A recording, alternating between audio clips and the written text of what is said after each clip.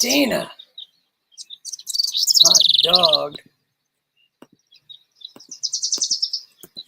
There's your little invite, Dana.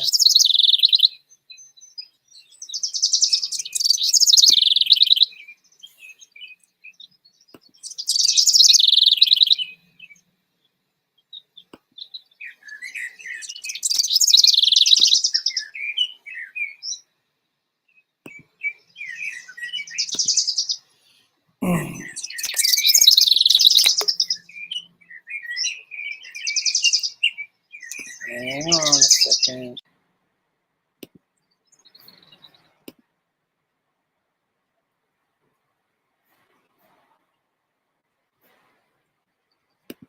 Okay.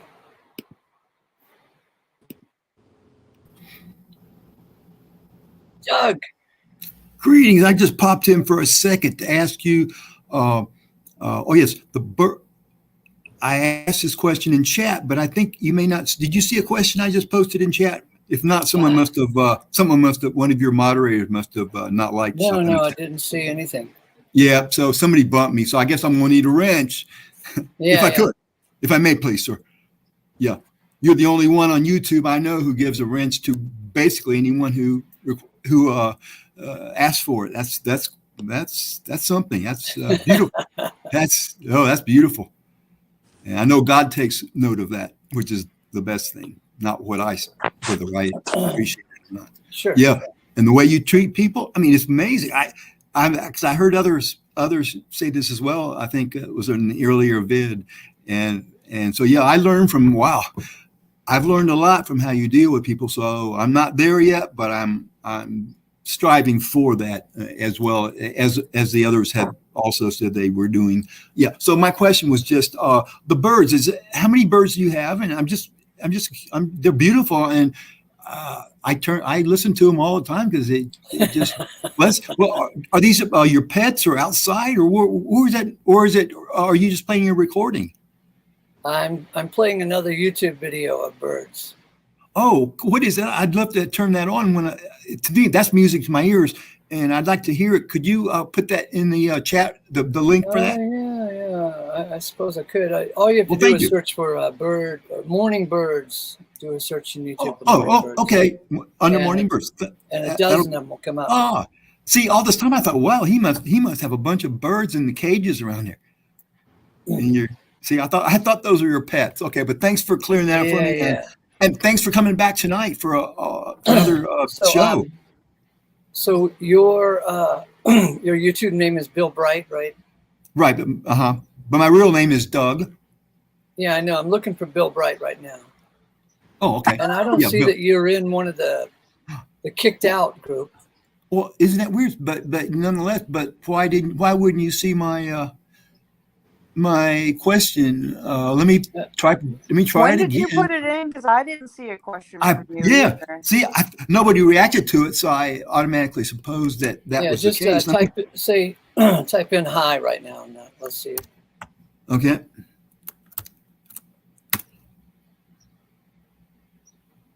Okay, I just typed it in. You didn't see it, right? Nothing yet. Yep. Isn't that weird? Oh, somebody saw it. Somebody said hi back. Wait. No? This is weird. It's just been bugging me. And I know I can make Maria. comments. I know that my comments are appearing after the show and once I put them in the regular comment section, but Right. because you know, I know that, but why is it not? Well, it's no big deal. I'm still listening. That's just that's a minor glitch to me. That's not a mean. Yeah, that's not even. If I have something to say, I'll just put it in the comments. Yeah, good idea. Cool. Thank you. Bye-bye. Over and out. How do I get out of here? Hello, Dana. What's up? Well, the operative question of the day is, can you trust a God who would create a hell? Negative. What the hell is wrong with the fellow who does that? That is a totalitarian God. All right. Anyway, yeah, that shows that he's like a 5-year-old pulling the wings off of butterflies or something. Yeah, and then what does it do as I say, not as I do? So love your love your enemies, but I'm gonna toast mine. Oh, the hypocrisy. Oh, the insanity. Oh, the Japanity. If you're watching a Godzilla movie, you got to say, oh, the Japanity. Mothra. Mothra, yeah. Anyway, regarding this topic, before we get off into anything else, and we can get off into everything else, but I wanted to go over some facts that we know about hell. Uh-huh. You ready? You ready for this? Fact number 1. Hell is an English word. Yes. Whoa. Where are you going with this, Mr. Theo? Well, it was an old English word long before the Bible came to English. And before the Bible ever got here, the old English people would talk about hell, and guess what it meant? It meant to cover the potatoes for winter. You would hell the potatoes. You throw a pile of dirt and straw over top of them. Oh, that's too funny. And if your roof was leaking, you would hell the roof. So it meant put a covering on the roof, right? Covering. Mm-hmm. And if you go to a tailor to have a suit made for you and he had any scraps left over of the cloth, he would throw the cloth into a hell box. So it was like covering, a dark place, storage place. And so when the English Bible guys like John Wycliffe, when they made the very first English Bibles, this is the word they used for 3. Okay, so here's the next fact. Okay. Go ahead. I'm so confused now.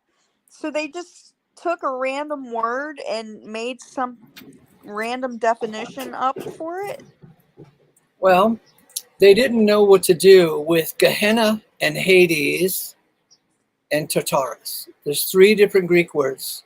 But didn't they stop? Hades and Tartarus. Didn't they stop to go and find out what those words meant to that culture? Well, as you might understand, if you're on the government payroll,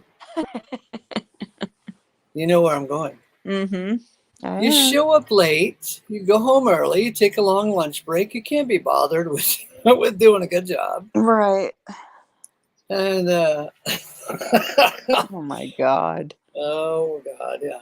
All right, so they didn't do their homework. Okay, so the old English word hell, it was in use, and they used it to say, let's hell the potatoes for winter, we'll hell the roof. And they had a hell box over at the tailor shop, right? Uh-huh. So when the English Bible translators, came along, they didn't know what to do with Gehenna, Hades, or Tartarus, so they just threw in the word hell to represent all three of those Greek words. And they didn't know that each of those Greek words had nuances and meanings all of their own. So now we've got one English word to represent three different Greek words. Mm-hmm. Imagine the confusion that's going to come along. Close your eyes. Imagine it. No. Open your eyes. It's too scary. Sorry. I don't need to imagine it. I'm living it. Right. So, so not only do we have three Greek words to consider, we also have in the Old Testament, which is Hebrew, there's this word Sheol. Mm-hmm. And so it's a fact that hell was also used to represent Sheol. Mm-hmm. Now, if the Bible student comes along and says and has an ounce of curiosity about what God has truly revealed and wants to go beyond the popular translations, then now we have four different words to consider: Sheol, Gehenna, Hades, and Tartarus. Yep. Okay. Screw the word hell. That can't be all of them, right? I know. Hey, Jeremy. Hey, Jeremy. How's it going? I love you. Love you too. I Screw that love word you. hell. Love you too, Dana. Okay, so where do we go with this? What do we do? Where do we peel back? And I could do, I suppose, a concordance study and show you all the words and the definitions and how they're used, and that would take a while. And I think we can cut to the point, cut to the chase, and have some fun after I go through these facts. Fact number one, hell is an English word. Fact number two, hell has been translated for Sheol, Gehenna, Hades, and Tartarus. All right, so what do those words mean? Well, if you do a bit of study, you'll find out that the words Hades and Sheol, the Greek word Hades and the Hebrew word Sheol, are pretty much the same thing. They're used interchangeably. In the Old Testament, there is a Greek version of the Old Testament, and Why are you every time shaking your head, Jeremy? Because you guys are mean, man. I can't believe you're doing this to people. You just took them off a cliff. You just took them off a cliff with this all being about Jesus and free will being silly. You're not even through the final cliffhanger, and this is so simple. That's what I'm saying. You're just getting ready. The cannons are sitting. You guys don't even know the cannons that are in the back right now, already preloaded with big old mortars. I'm guaranteed you can't get around this. This is a simple truth, and it makes it silly, and it's going to drive you all crazy. And I wouldn't tell anyone about it. No. Well, let's just keep it among ourselves. No, I'm saying after you tell everyone this, whoever you tell, I'm warning them. I wouldn't go around telling your family these truths. Oh yeah. You'll get. Okay, so let's not call them truths just yet, because we haven't arrived at the truth. All I'm bringing forth is facts. You're unveiling like your daddy does. You've been taught. Yeah. All right, so fact number one, hell is an English word. Fact number two, hell has been translated, or is the word used to translate three different Greek words and one Hebrew word. Okay. Now, if you were to have an ounce of curiosity and crack the code, like using a concordance, a Bible dictionary, or do some work to figure it out, you would find out that Sheol and Hades are pretty much used interchangeably from the Hebrew to the Greek. So we can guesstimate that those words are synonyms. The Hebrew and the Greek word synonyms, Sheol and Hades. So now here's something interesting. It's a fact. The word Hades, the Greek elements of the word is unseen. Yep. So if a fellow dies and goes to Hades, the Greek elements are unseen. He dies and goes to the unseen. It's not really defined beyond that. Now, when you get over to the word Sheol, if you look at every place where the word Sheol shows up in the Old Testament, and it shows up quite a few times, why, you might conclude that it is also kind of a nebulous word, and you might conclude it's a grammatical form of a shoulder shrug, and here's how it would look. The man died and went to, You might conclude that. Because it's kind of a vague, it's not really clearly defined. Because we, in truth, here's another fact, we don't know what happens when a fella dies. We might as well throw that shoulder shrug idea in there. My daddy died, my grandpa died, my great-grandpa died. What happened to them? That's the best we can do, because it's not really clear. The phrase, go to heaven when you die, that's not even in the Bible. Yeah. It's not even in the Bible. And that's a fact. There's no such phrase in the whole Bible, 800,000 words, as go to heaven when you die. Okay, on to the next curiosity factor. What is this Gehenna business? Well, it turns out that Gehenna is the Greek name for an old Hebrew phrase called the Vale of Hinnom. What's the Vale of Hinnom? Well, that was when, way back in the old Israel days, when they were misbehaving and not loving Jehovah God, they started sacrificing children to Moloch. And it pissed off Jehovah so much that there was some type of cursing and so forth. And God was spitting fire, so to speak. He was pretty mad or something. And anyway, so this Vale of Hinnom, where they would sacrifice children, we're doing that today, right? Where they would sacrifice children, they turned it into a garbage dump. That's how much God hated this idea. They turned the Vale of Hinnom, which is like a tiny little valley, pretty little park. They turned it into the city garbage dump. And if a criminal was executed, they would throw that criminal into the Vale of Hinnom, and in the Greek, it's called Gehenna. So it was the garbage dump and the dump for the dead bodies of criminals as a dishonorable burial, right?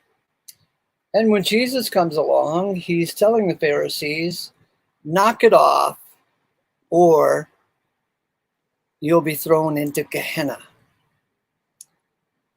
And he just happened to say about Gehenna, where the worm dieth not and the fire is never quenched. Well, what does that mean? Well, it's a garbage dump, for crying out loud. And of course, in garbage piles, like compost piles, there's plenty of worms. They seem to be forever there. And people would light the dang thing on fire to keep the smell down. So the Vale of Hinnom, by the time the Greek New Testament is written, the word is Gehenna. Jesus talked about Gehenna. And the English Bible guys, when they found this word Gehenna, they said, how about hell? Yeah, I got it. Oh yeah, is it lunchtime? Yeah, so they took an early lunch break and they threw in the word hell because they didn't have enough time, according to union rules, to actually do a really good job on translation, and they were arguing about benefits as well, dental plan and that type of stuff. I'm just telling you what was going on behind the scenes with John Wycliffe and his merry band of Bible translators. Okay, so we've got Sheol, which is a shoulder shrug. Hades, which the Greek elements of that word are unseen, kind of like the shoulder shrug. The man died and went to unseen. unknown, we don't know. And we got Gehenna, which is the garbage dump, and it somehow magically got the word hell as well. And then there's one place in one of the letters of Peter where he mentions some oddball place called Tartarus. And it seems from that verse, the Tartarus verse, that there's angels or spirit beings in Tartarus, and they're not happy about it. But it's only mentioned one time, Tartarus. So we have almost no knowledge about what Tartarus is. They didn't go out of their way in the Bible to explain what Tartarus is, to scare us to hell. Get it? A pun, a double entendre. And so they translated Tartarus, hell, Gehenna, hell, Hades, hell, and Sheol, hell. Okay? Now, are we clear? Oh, we've come up with some facts. These facts are unarguable. And once you have enough facts rolling around in your head, then you can gently come to the truth of a matter, because the truth is always that which accords with the facts. Is there a truth to who gave the definition to the word hell as it is understood today? Oh, well, as it is understood today, I would have to say we might blame Wycliffe and his pals for being so loosey-goosey with their translation practices, but it came about, our popular current understanding came about just by accident. One thing led to another. And if you look at how we use the term today, we're all over the board with it. Snowstorm hits and you say it's cold as hell out there, right? Yeah. Or you go back to work and you say, God, it's hell at work. So what does it mean? It's still kind of nebulous. We don't know what it means. But to dare suggest that this hell is the lake of fire, well, that's not right. Because if you look in that book of Revelation, it says that hell is thrown into the lake of fire. Mm-hmm. So what does that mean? It's a fact. It says hell is thrown into the lake of fire, so therefore hell cannot be the lake of fire. It must be two different ideas going on here. And you cannot come to the truth of a matter until you sort out these facts. And so, how about this for a fact? When God was dealing with Adam in the garden, he never threatened Adam with hell. He only threatened Adam with death. He told Adam, in the day that you eat of it, to die shall you be dying. He didn't threaten him with eternal conscious punishment in the lake of fire, which we all call hell as a term of endearment. And Jesus never mentioned hell. He did talk about Gehenna a bit. I don't even think he ever used the word Hades. If he did, it was only once. I don't think he did. I don't think Paul ever mentions the word Hades. Nope. Anyway, so it's come to be this big mythology in our Christian culture. And nobody, by and large, takes the time to peel the layers back and see what's going on here. Anyway, so the operative question of this day, of this show, is, can you trust a God who would create a hell? Well, can you trust a God who would tell Adam, in the day you eat of it to die, shall you be dying? I guess we can trust that God, because it's easier, I would think, to manage this idea that we are going to die and go to, let me get the camera ready. We're going to go to, that's kind of easier to believe than this mythology that, Dante gave us, Dante and his pals. Anyway, so Christ, in the book of Acts, chapter 2, I think verse 31 or 37, it says that that Jesus went to hell. I thought only bad sinners went to hell, but no, it says in Acts chapter 2 regarding Jesus that the great prophecy is about Jesus. Thou will not leave my soul in hell. So even Jesus' soul went to, what is hell? I'm giving you some tools to minimize the concept of hell, because I always want to give you the tools to really maximize and see the beauty in the cross of Christ and what he accomplished there. It was there that Christ defeated death. And death is the real problem.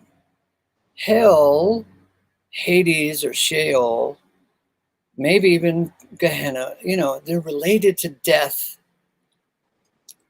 but they're not related to conscious punishment. Okay, so the criminals who died and were cast into Gehenna, they were dead. And in the Old Testament, you died and went to Sheol, they were dead.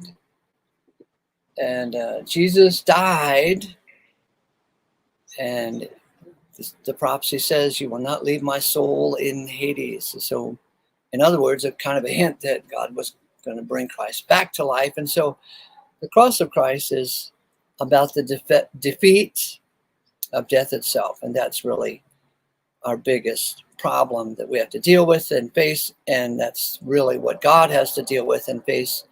And he's the only one who has conquered death by raising his boy from the dead.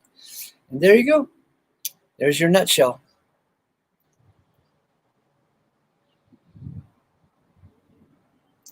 And the crowd fell asleep. Yay! That was a hell of a sermon. You were on a roll, Ace. Okay. We were just letting you go. Okay, well. Yeah, so hell is not, I'm daring to suggest that hell is not to be feared as much as death is to be feared. But yet I'm also saying that hell is joined at the hip with death, because if we die, our soul will sleep in, we'll hell the potatoes for winter, right? We'll be put into the ground. And so you could say that Hades, it could be another word for the grave. Yeah. I mean, Yeah. If that's you're gonna the way I look at it. It's a word for the grave.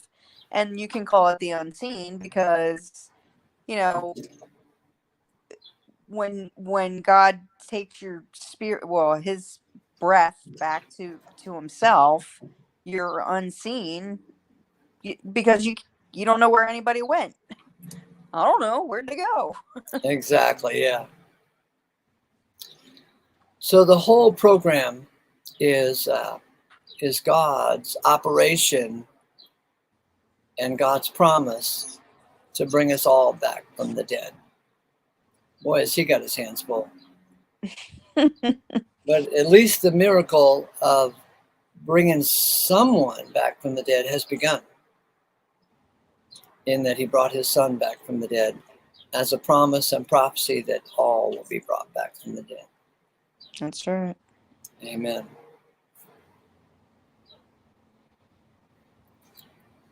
Okay, now what have you got on your agenda? I don't have an agenda. Yeah? Do you want to rule the world, or will you settle for the tri-state area? No. I will settle for leaving the world.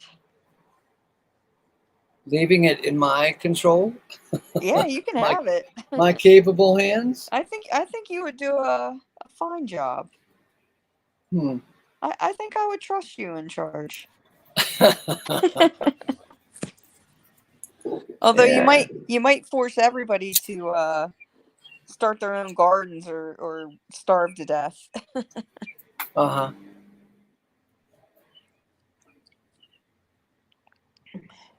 You hear me? Okay. Yep, you're up. I'm sorry. I had someone asking a question about one of these products on eBay. Oh, So good. I lost you. That's great. What are you selling? This was a watermelon pool float for my son. He's got a bunch of his stuff up there. Oh, cool.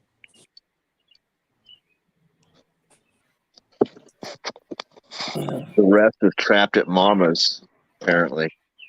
I think he's untrapping it. I don't know what he's doing. What was the question? The question is, what is hell? Okay. Do you know now? Yeah, I do. Number one, it's an English word, right? Yeah. Number two, it was used to translate 3 different Greek words and 1 Hebrew word. Yep. Okay. 4 different things. Uh-huh. You can actually go, as a tourist, you can go and sit on a park bench in one of those hells today. In Gehenna? Uh-huh. Wow. Yeah, right outside the city gates there. Huh. You can go see pictures of it online right now. And that's the same Gehenna. It's the same word hell. When you read that verse, that's exactly what he meant. That geographic location. Yeah. Right. And God had the sons of Hinnom really set the example, and they build big brass altars to Baal, and they had a ritual. They'd go out there on that hill, and they would lay their newborn babies in those hot brazen brass hands of those altars, and it would kill the babies. And God said, it's not even in me to even think of such a thing. It never even crossed my mind to do such a thing. That's an interesting verse. That is interesting. I was thinking about that as you said it. Yeah. I've never torn that one down a lot because, ultimately it would have to be in God's mind. Right. If God set everything up. So yeah, and that's why the hill outside of the gates, that's why they left that. They didn't build their walls around that. That was a cursed and despicable act that was in their family tree. Wow. And yeah, that's why they chose the trash dump to be out there. And yes, there is a fire that God dang has to burn all the time, and you do have to hire people, just like at the local dump, to keep running the bulldozers and lighting things on fire and digging holes. And there's maggots, and they don't die, and they eat flesh. Any dogs that are wrapped up in the trash, for God's sakes, people. What you got, Dale? Hey, Dale. I wanted to comment on, my memory. What did you just get through with, Jeremy? Talking about, it never entered God's mind. Yeah, that's what he said, something like that. From reading, what I gathered from reading that text, yeah, is he's talking about it never entered his mind to command them to do that. Oh, okay. Yeah. That's all. No, that's good. I knew there was something to it. That would make sense. Don't leave, Bronson. I'm not. Right. I've got an apple and peanut butter. That's I love great. Apple and peanut butter. I live on that sometimes. I can't have any sugar though. Really shouldn't have any fruit. There's a lot of sugar in peanut butter too. Well, depending on what you get. But yeah. Anyway, I don't want to get off on that. But it sure tastes good. It smells good from here. It sounds delicious. It's wonderful. It smells good from here. Honey crisp apples. Oh, I man, love them. They're the best. It's the new Android phone. It's the Plus. Okay. You can smell now. Nice perfume, Dana. Oh, thank you. Little musky there, Ace. You guys are freaking me out, man. Hey, Ace, talking about the word hell. Yeah. And how it used to be an appropriate word. It's just that the word meaning has changed over the years. So I don't even know that the King James boys were that far off by using the word hell. Right. They were probably They were. It was an appropriate use of Sheol and Hades. There you go. Sure. Well, And they e- changed it. and even Gehenna, if that's They basically changed it. the burial site for criminals or whatever, Right, it's yeah. kind of the same thing as being buried. You still don't know where the hell they are. They did have Sheol though as hell in the first version, and it was like over 50 occurrences, and they went back and changed that a couple hundred years later. Well, they're trying to keep up with the fact that hell, the meaning of hell. No, they wouldn't do that. Thanks to Dante, it's come to mean something really weird. Yeah, Exactly. that whole Yeah. Inferno. He wasn't even intending for it to be like that. He was probably an early version of a science fiction writer. Dante, Mm. Yeah, Maybe. trying Like to the make a guy. buck, trying to make a buck with science fiction. yeah, like that guy that wrote about in fiction all about all of our satellites, and now we have them. Or Yeah. 1984, maybe. Uh-huh. Yeah, I don't know. the Soviets, man, they launched their first one. I think the Spunkna or something like that. Sputnik. Sputnik. Sputnik. Yeah. Yeah. That was funny because they had also bragged America had created a, you can go and look this up. They created a broadcast tower that was so many feet high, the mast went up, and they bragged about how their radio broadcasts could be heard worldwide. Is that funny? Yeah.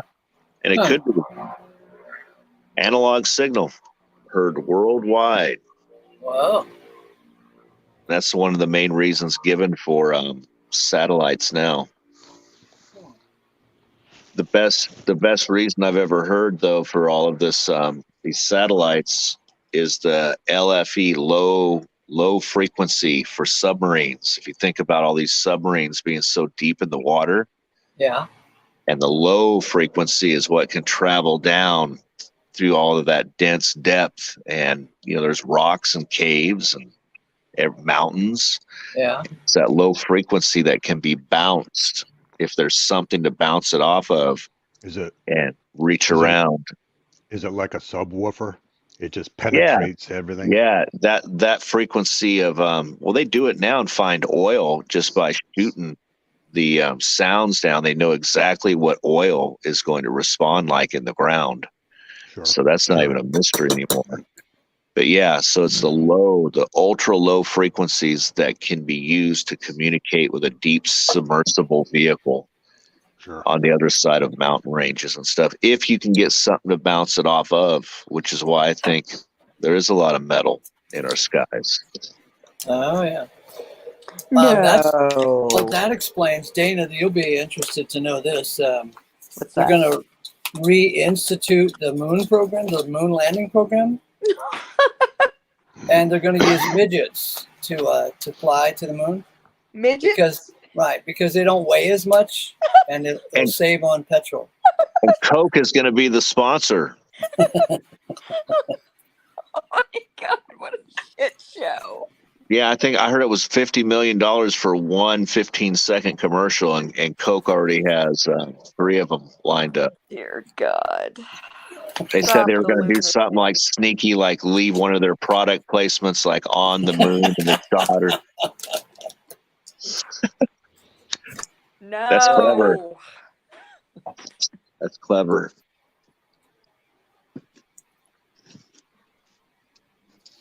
I give up. Anyway, so It would death be is the awesome. real problem, and Yes. God Death through is the Christ. enemy. Death is the enemy. Death is the enemy, and God through Christ conquered death But only That's it. for a few. as a testimony of what he can do and will do. That's scary. Did he say that? What he will do? Yes, Hmm. Oh, yeah. That's, for even like as in saying- Adam all die, so in Christ shall all be made alive. yeah. Screw this hell business.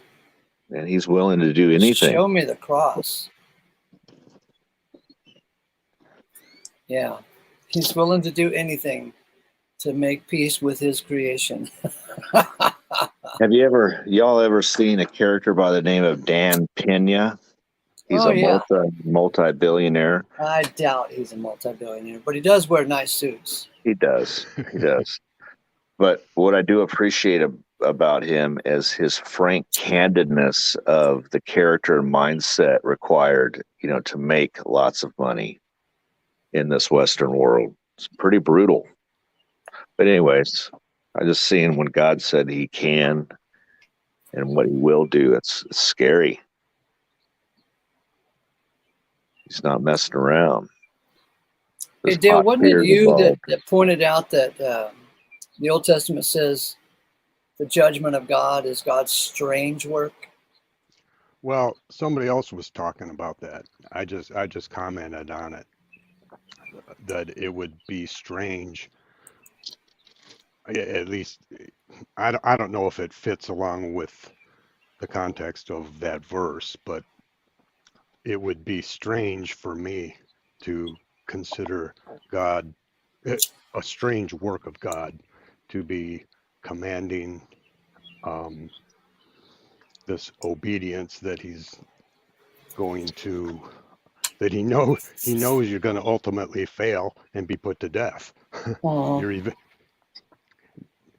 and going back to that verse, I don't know if whoever brought up the question was talking about the flood. Uh-huh. I don't know if he was considering the flood as being a strange work or what, but the fact that God would do that, being totally sovereign to where they did not have a free will, and yet he drowns them all, would be a Uh-huh. strange work. It would seem to be a strange thing, and but knowing the end of the story, where it all works for their benefit in the end, it's not as strange as you might initially think, to me. Right, yeah.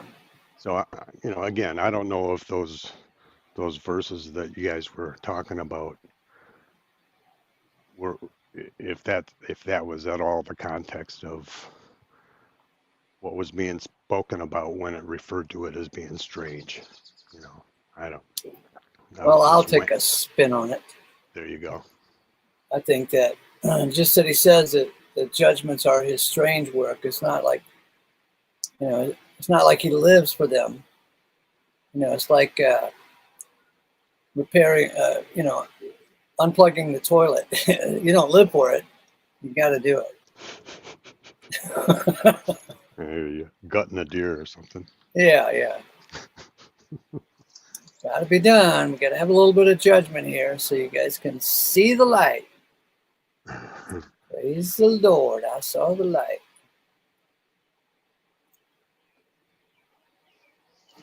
Sounds pretty good, Ace. Pull out that ukulele. Let's do it in the key of G. I don't know how to change. I mean, I know how to do tunes in different keys, but I don't know how to know what key it's in. Oh, well, I didn't expect that because you're pretty limited on it, from my experience anyway, on the ukulele. Yeah. You generally start things in the key of C, I think it is, or is it A? Yeah, it's A, where your fingers are like in an arrow. Yeah. That would be the key of A. Is that what determines what key a song is in? The very first chord that's struck? Yeah. Is that it? The very first chord? Yeah. Or, okay. In a 3-chord progression. Right. Okay. And almost all songs are 3-chord progressions. An awful lot of them, yeah. Yeah. Dell, if I'm going to be your publicist, you got to let me go ahead and write the copyright and stuff. Cade, I appreciate your appreciation, but I'm not that good, man. I am just not that good, but I appreciate that you enjoy it.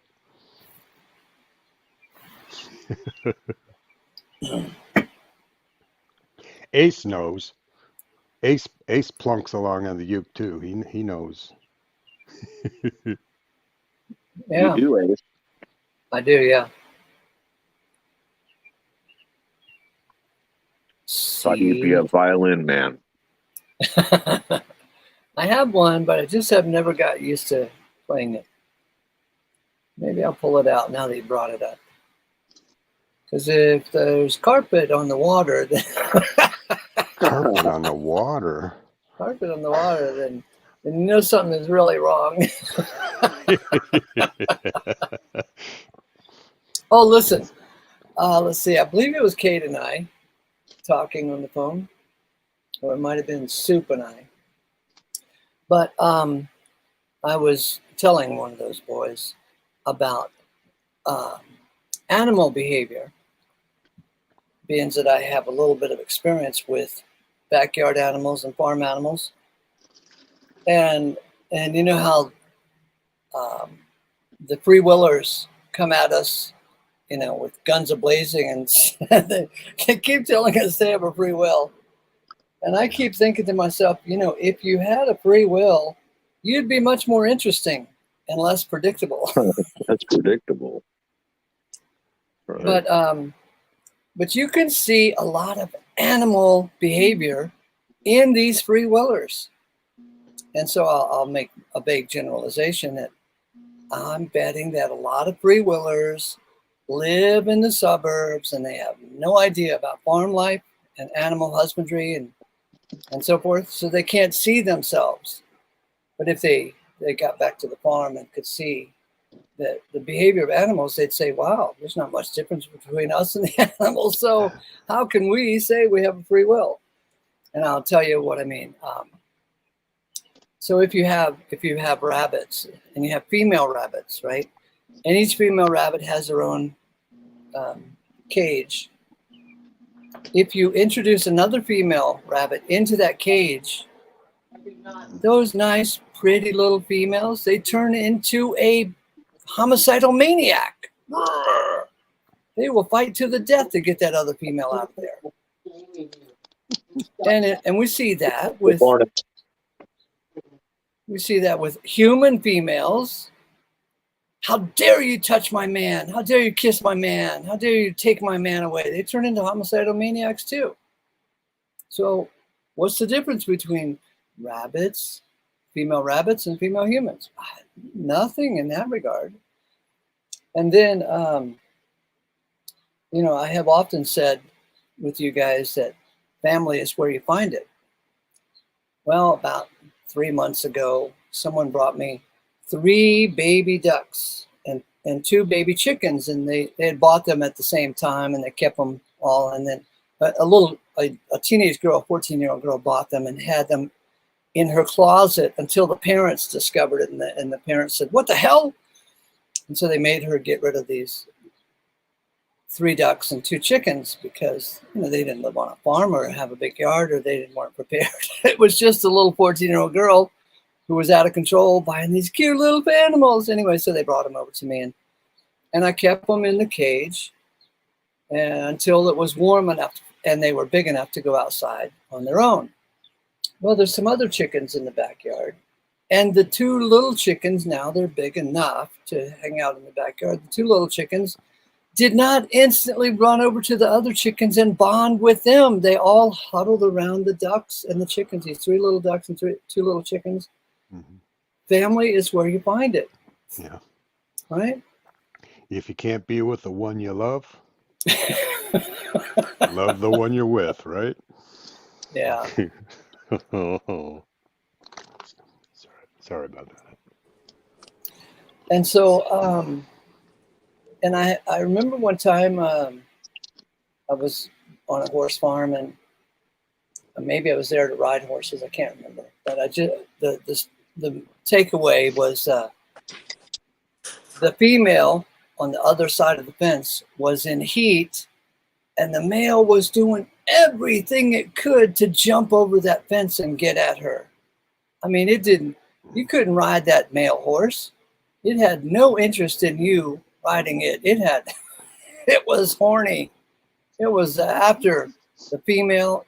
Nothing was going to change its mind. I mean, it was like out of control. That's not free will.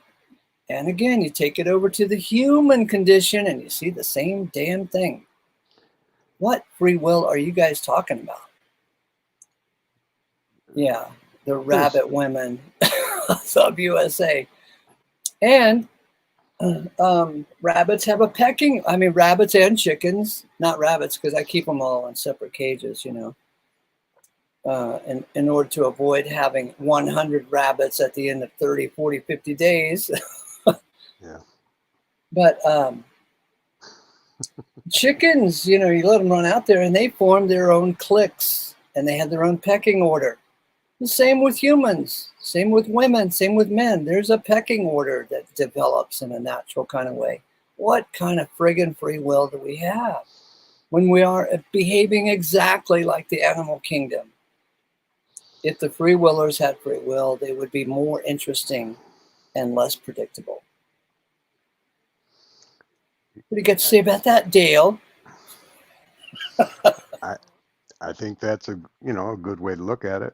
I can't fathom the will being free.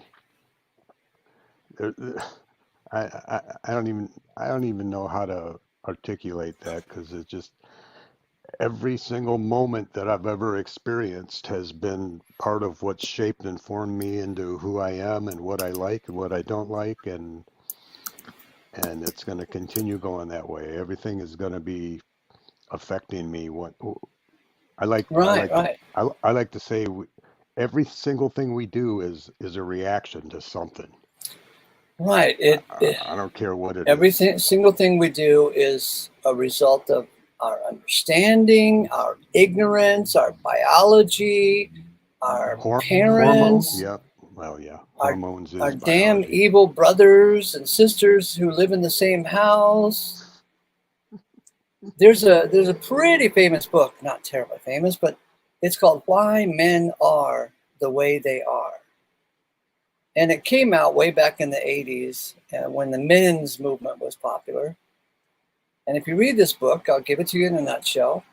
It's done by a psychologist, a guy who used to be on the board of directors of the National Organization of Women. So he was a feminist back in the 70s.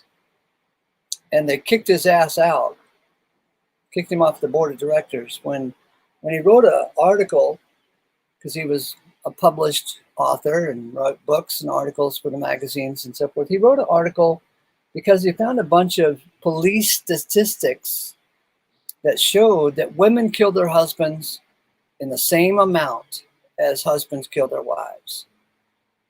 And the reason they get away with it is because women use a different method. They get the new boyfriend to kill the old husband. Oh. Or they might poison their husband, so they look innocent, Self-defense. But they do kill their husbands in equal numbers to men killing their wives. It's just that men use their fists to do it. And so that's why they get this bad reputation. But anyway, so he wrote this article, and the National Organization of Women were not happy about that article, so they kicked him out. And so he became kind of an advocate for the men's movement way back in the 80s. And he wrote this book called Why Men Are the Way They Are. Takes you down every road, every angle he can think of. And basically he says men are the way they are because women are the way they are.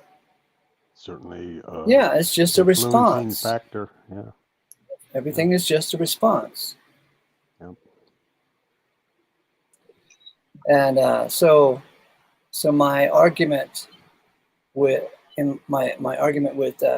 was either Kate or Soup. I was telling them that I see animal behavior very much like human behavior. I don't see a dime's worth of difference between the cows, the horses, the chickens, and the rabbits and the humans.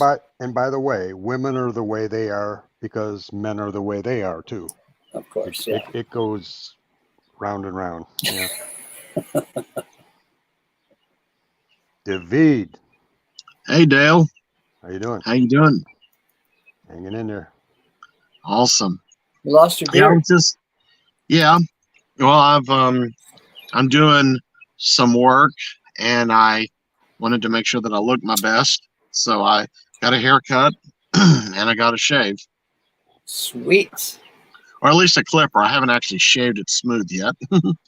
But now I was just kind of listening in as I was driving back to this Airbnb that I'm able to stay at right now.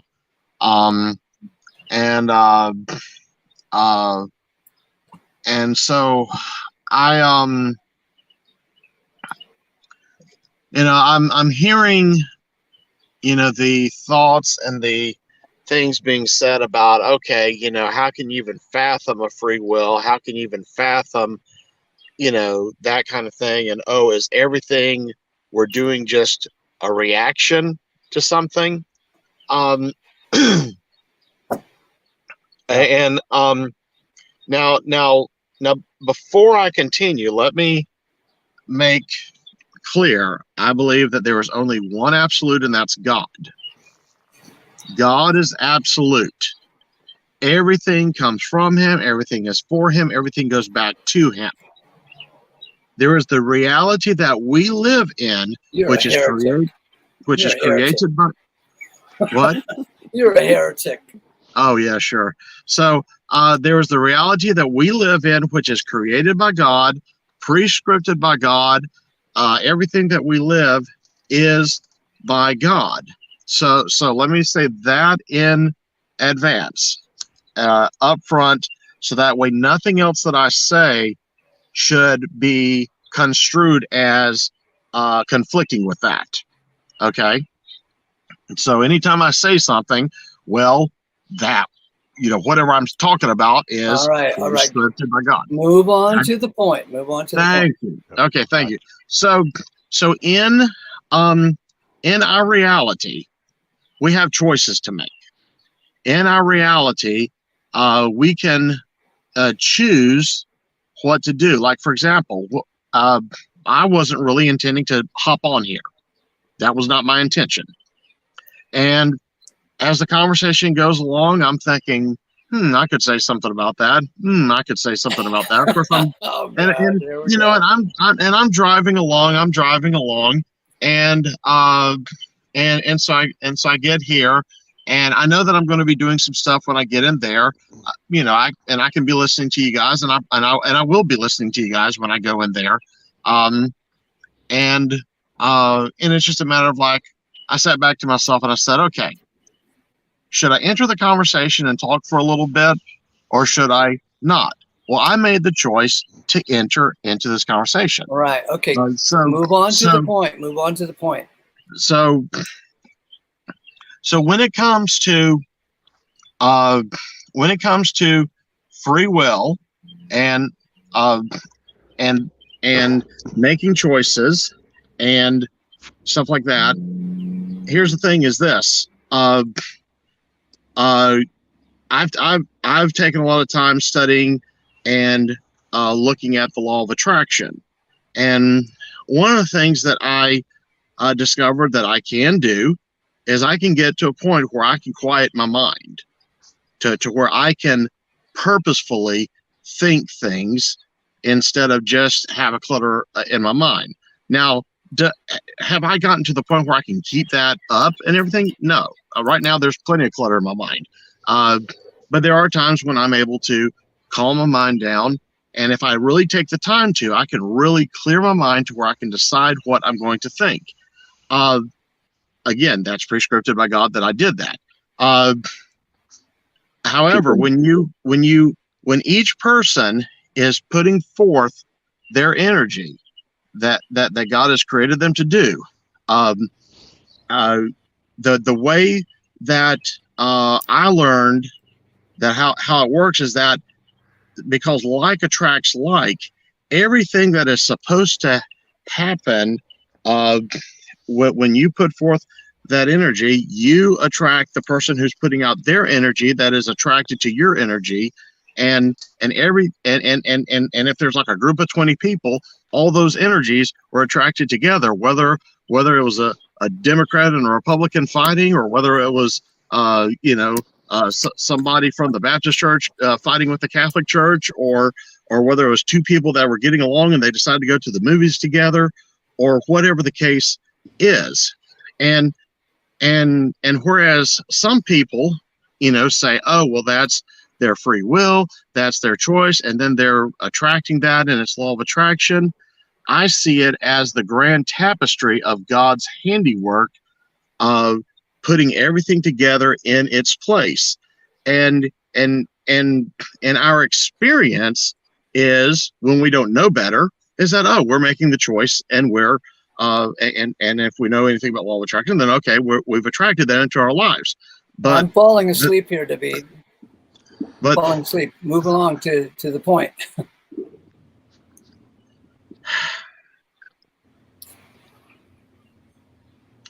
I'm done. Okay. You want me to try and summarize? That was some serious New Age No, I think mumbo. Yeah, I think what he's not here now, but I think what he was getting to is the difference between the relative and the absolute, knowledge of that God's running everything. But while we're in it, it sure feels like, well, we're being presented with choices that are presented. We don't have anything to do with the generating the It appears choices. as a choice. Yeah, it does. And our decision appears as a decision. Yeah, like it came from us, Yeah. from nowhere. Right. But the way it weaves together, when you pay attention to what is weaving together, there is no way that it just was based on things I decided. It's just, Right. it's just not possible. It's too intricate. Our choices are just one more domino falling. It's in a string of dominoes, and it's just one more falling. Yeah, And it's I a think- revelation from God that if there's carpet on the water, things are weird. Right. And I think that's where he was going with the whole, he set it all up with it. No matter what I say, because I think you get frustrated when you realize this, because everyone goes, well, you're saying you're making a choice. Well, yeah, but you have to explain. Oh, wait. Relatively- I know where I was going. Okay, so I was talking to Kate or Soup, can't remember, about how animals are behaving very much like humans. And there's not a dime's worth of difference between the behavior of animals and the behavior of humans, to a great degree. And so I'm betting that all these free willers live in a cul-de-sac of a suburb, right? And they don't get out much. So they've got this fanciful thing in their head because they don't get out much, and they think that they have free will, that all, that they've got this idea of how the world works and how they are contributing to the plan and operation of God by their own decision, and they've got no idea. Yep. You'll be happy to know I live at the end of a cul-de-sac. Busted. Well, though, Ace, it's not far from the truth. This is what happens when you give yourself and your family's ear over to men that are just talking nonsense for 45 minutes to an hour once a week. When you hear that shit over and over and over, you stop. Reality flies out the window. They all go in and get this they self-confirm with each other that they all have free will and that they're praying and making the earth move and shake. And Yeah, but the problem is you only know that because you've been gifted the ability to discern it or see it. yeah, that's the Free only will- reason. And that's the Free only will- reason why. That's free it. will is so tough because it feels so free, and your choices feel so free. Right. Isn't it brilliant? And yeah, it is brilliant. It's brilliant. And the free willies love pulling out the scriptures that show people making choices. See, obviously they had a free will, or if not a free will, then So- at least a free choice. But So this comment here from Jamie Russell proves exactly what I was saying. The guys who live in a little old universe in a cul-de-sac or maybe up next to the university, and all they know is liberals.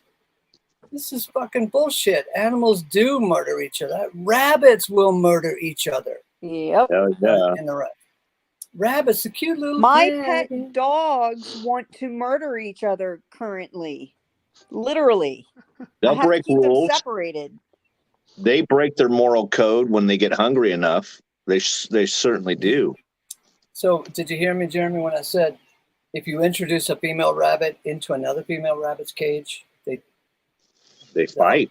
the owner of the cage turns into a homicidal maniac. She will not put up with that introduction. Wow.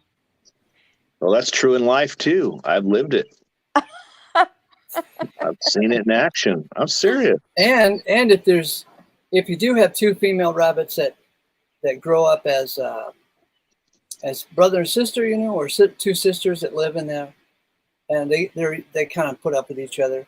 And if you introduce a male with those two females to get them pregnant, that is the Right. wrong way to do it. Those two females will kill the male.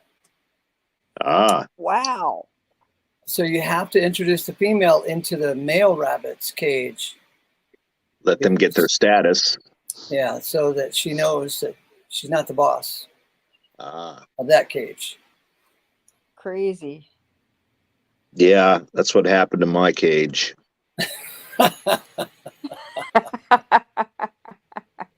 And Sterling has it.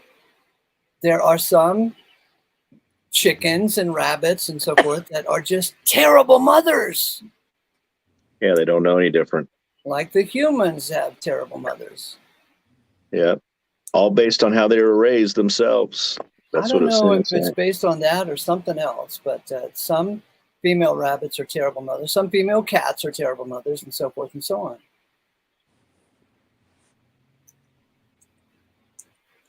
They will eat their young. Kind of like the government eats its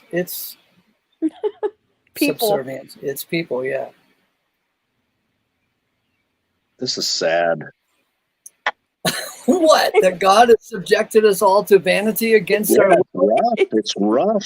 It's rough at It's times. It's really- really hard. is. Romans 8, 20 and 21. God Jeremy, subjects I'm with all of you. creation. God subjects all of creation to vanity against its will. We Ah. all fancy that we're so special. I think that's the hardest part for me is the no matter how I shake it, it's just really hard to try and deal with 30 years of investment. And it's like, for what, like, why was I investing in that as the number one thing? That's vanity. Look Okay. at it. It means nothing. You ready? Hmm. What are you telling yourself that's got you upset? So allow me to give you a new story. My son-in-law had this woman that he was living with for a couple of years. This woman was a piece of crap all the way around. She was a useless piece of crap. She was lazy upon lazy upon lazy, didn't do anything, to help out and make herself useful. Finally, the son-in-law had enough of that crap and kicked her out. And she goes on Facebook and she says, I wasted 2 years of my life living with him. What? She didn't invest anything. She was just laid on the couch watching soap operas for 2 years. How can she say that she wasted 2 years of her life? So allow me to suggest, Kay, that you didn't waste 30 years investing. You had a good 30 years, and now it's time for something else. So what are you telling yourself that's got you upset? It's just a story. It wasn't that you wasted 30 years. It was a hot damn time for 30 years. Yeah. And Yeah. Dana, And have great children. yeah. I don't get to see 99.9% of them, but that's okay.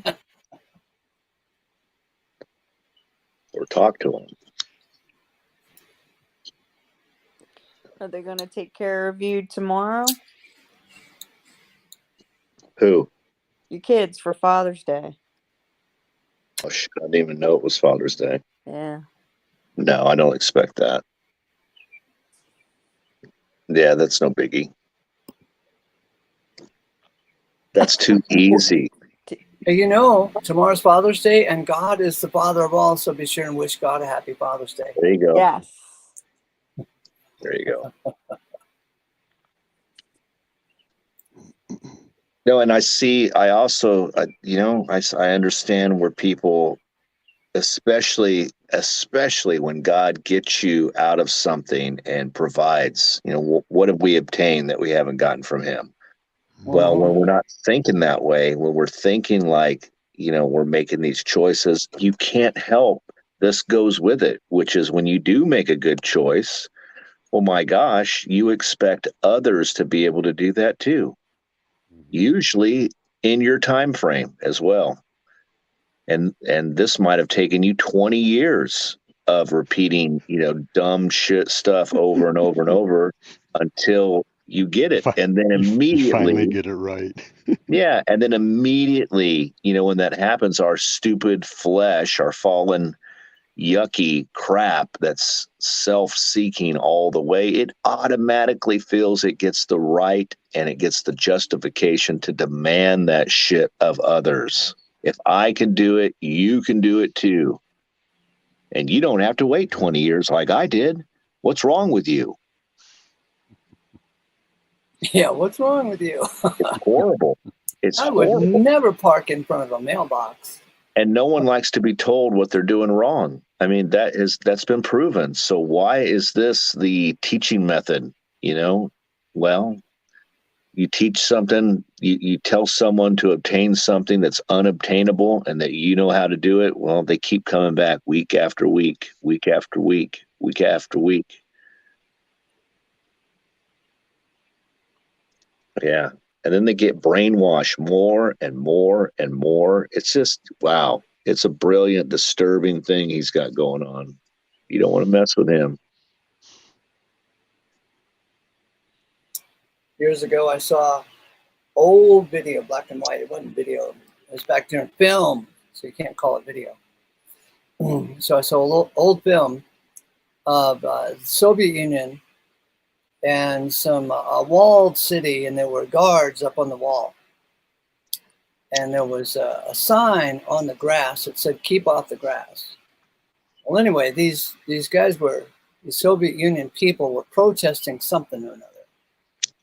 They were out there in front with signs and whatever, protesting. And the guards on the wall opened fire on them, shooting them with real bullets. Damn. And they were running down the sidewalk because the sign said, "Keep off the grass." Holy shit. Tell me we have a free will. Right. Bunch of ants dancing in the sun.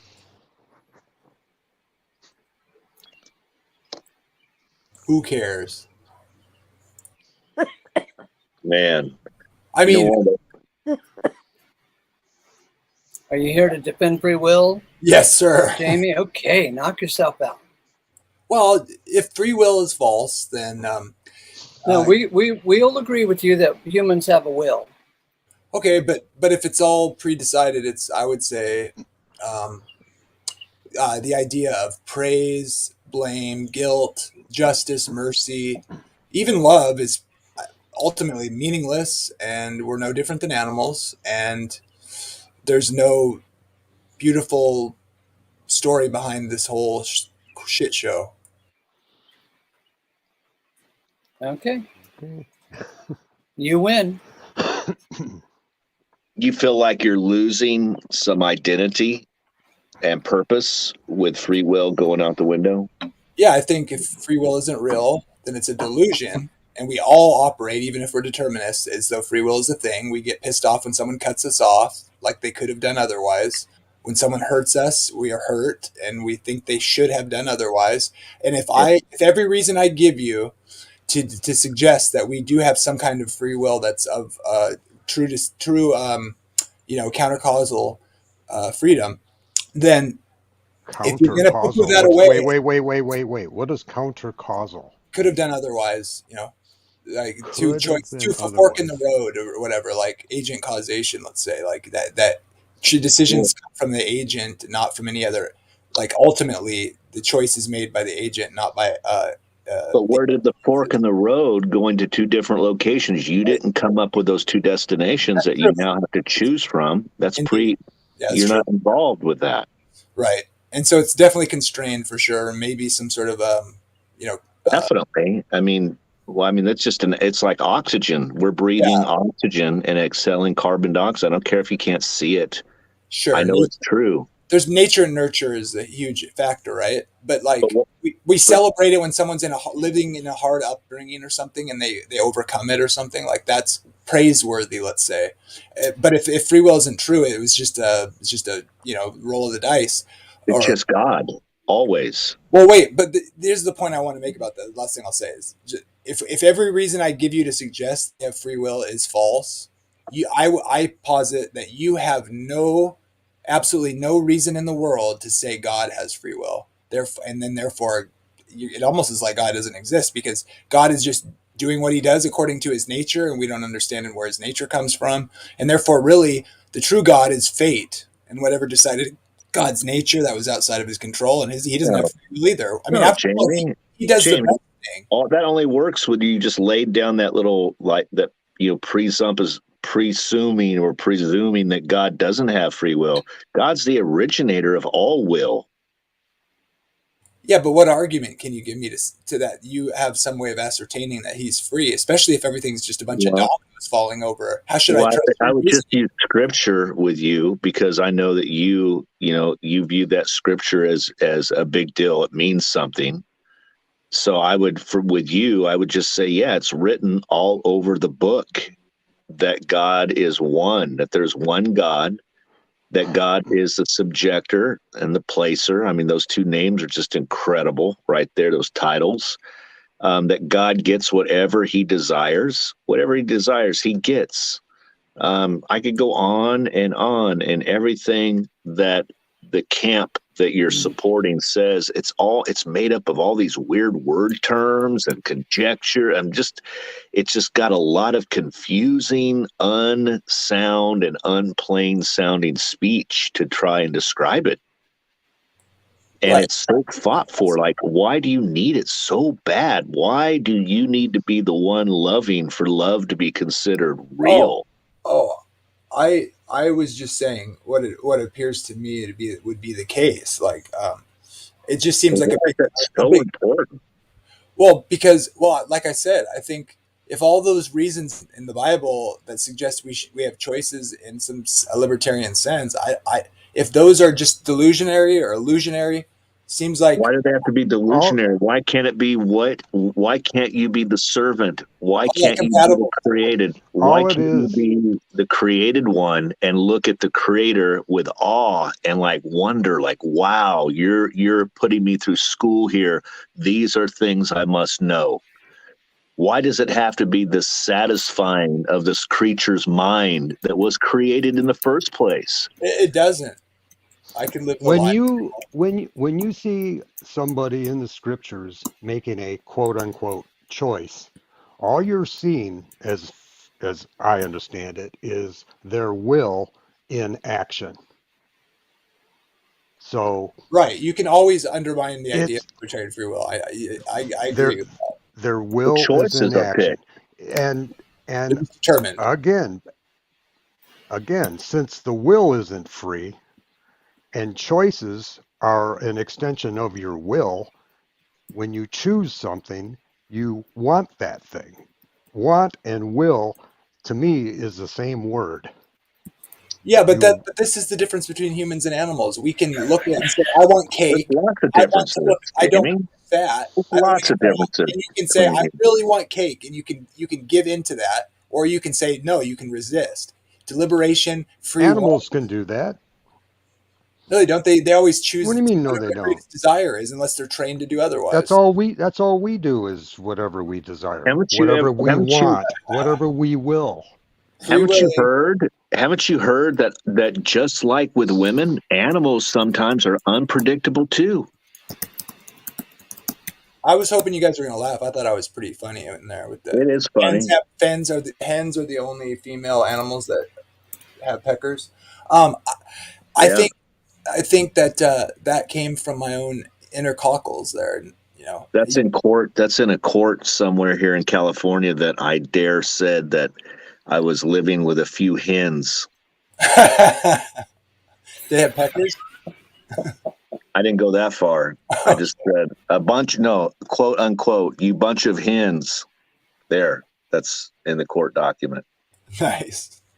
Well, okay, so all I'm saying is if we don't have free will, why would we think God did? That's all I'm saying. Even, you know what? He only does the best. Even, No, wait. even if we can't prove that God has a free will, what does that have to do with whether we Wait a do or minute not? here. Hold on. What is it? What's the big deal? It's stupid. Hold on. God is the author of everything. I'm not saying he doesn't. Why are we even asking a question if he has a free will? It's his will. Everything is his will. Everything's his will. According to the universe that but what Jamie is saying is, yes, God has a will, but it's probably not free either. Then what's making it constrained? There's another God then. Exactly. He said he has a council. The council of his will. That's right. He created a council of beings for this very reason, to share in his will. Really? Council, yeah, divine council. I subscribe to that. These are celestial beings that he interacts with. I just don't get the connection where just because we don't have a free will, that somehow that means God doesn't. Yeah. I don't get the connection. What is it? The point is I'm trying to make is if any kind of reasoning I appeal to suggest humans have it and you deny it, then why would you think God had it? And what reason would you have to think God had it? Especially it doesn't matter. It doesn't matter. It doesn't matter if what I believe about God in regard to whether he's got a free will or not. We're talking about man. We're talking about man. Does man have a free will? Yeah. Yeah, that's the subject. God does. What's that got to do with? I'm just merely trying to point out that. So this is the argument. If anything I tell you that points to the idea that we have a free will in some libertarian sense is if all those arguments fail, then I would say you have no good argument to think that God has a free will because God would be more constrained than we are because he doesn't have evil and good that he's quote unquote choosing from because he only chooses the good. So he's even. Yeah, I don't see the connection. Yeah, okay, first of all, if you're scriptural, God's perfect, right? He doesn't create bad things. No. Or maybe your God does. I don't know. God creates good and evil, and God uses evil for his purposes. For his good. God uses it with his will. Yeah, but that's free. You're referring to God. You're saying so. Where does it show in the creation narrative that God creates anything evil? Isaiah 45:7. It's not creation.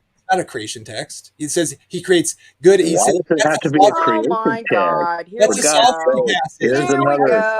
Here's another big phrase: the creation text. Oh my God! Jamie, come on. Okay, let me dumb it down. Let me dumb it down then. I'm not trying. Dumb it down. Dumb it down. Come on, dumb it down. Us little dummies here. What did you say? What were you implying there? Then I'm sorry. I don't mean to be rude. I just mean.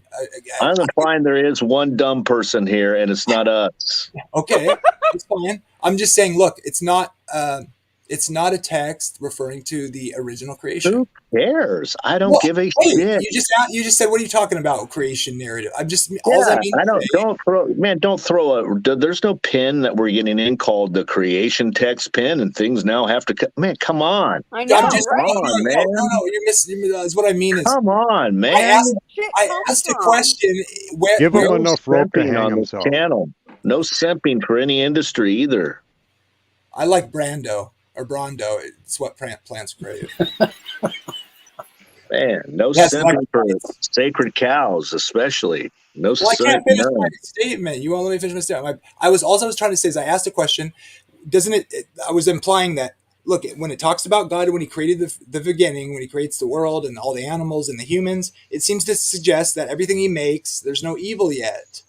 And so I'm saying, are you kidding me? He disrupted. The first part, what happened before Genesis, the earth was in chaos.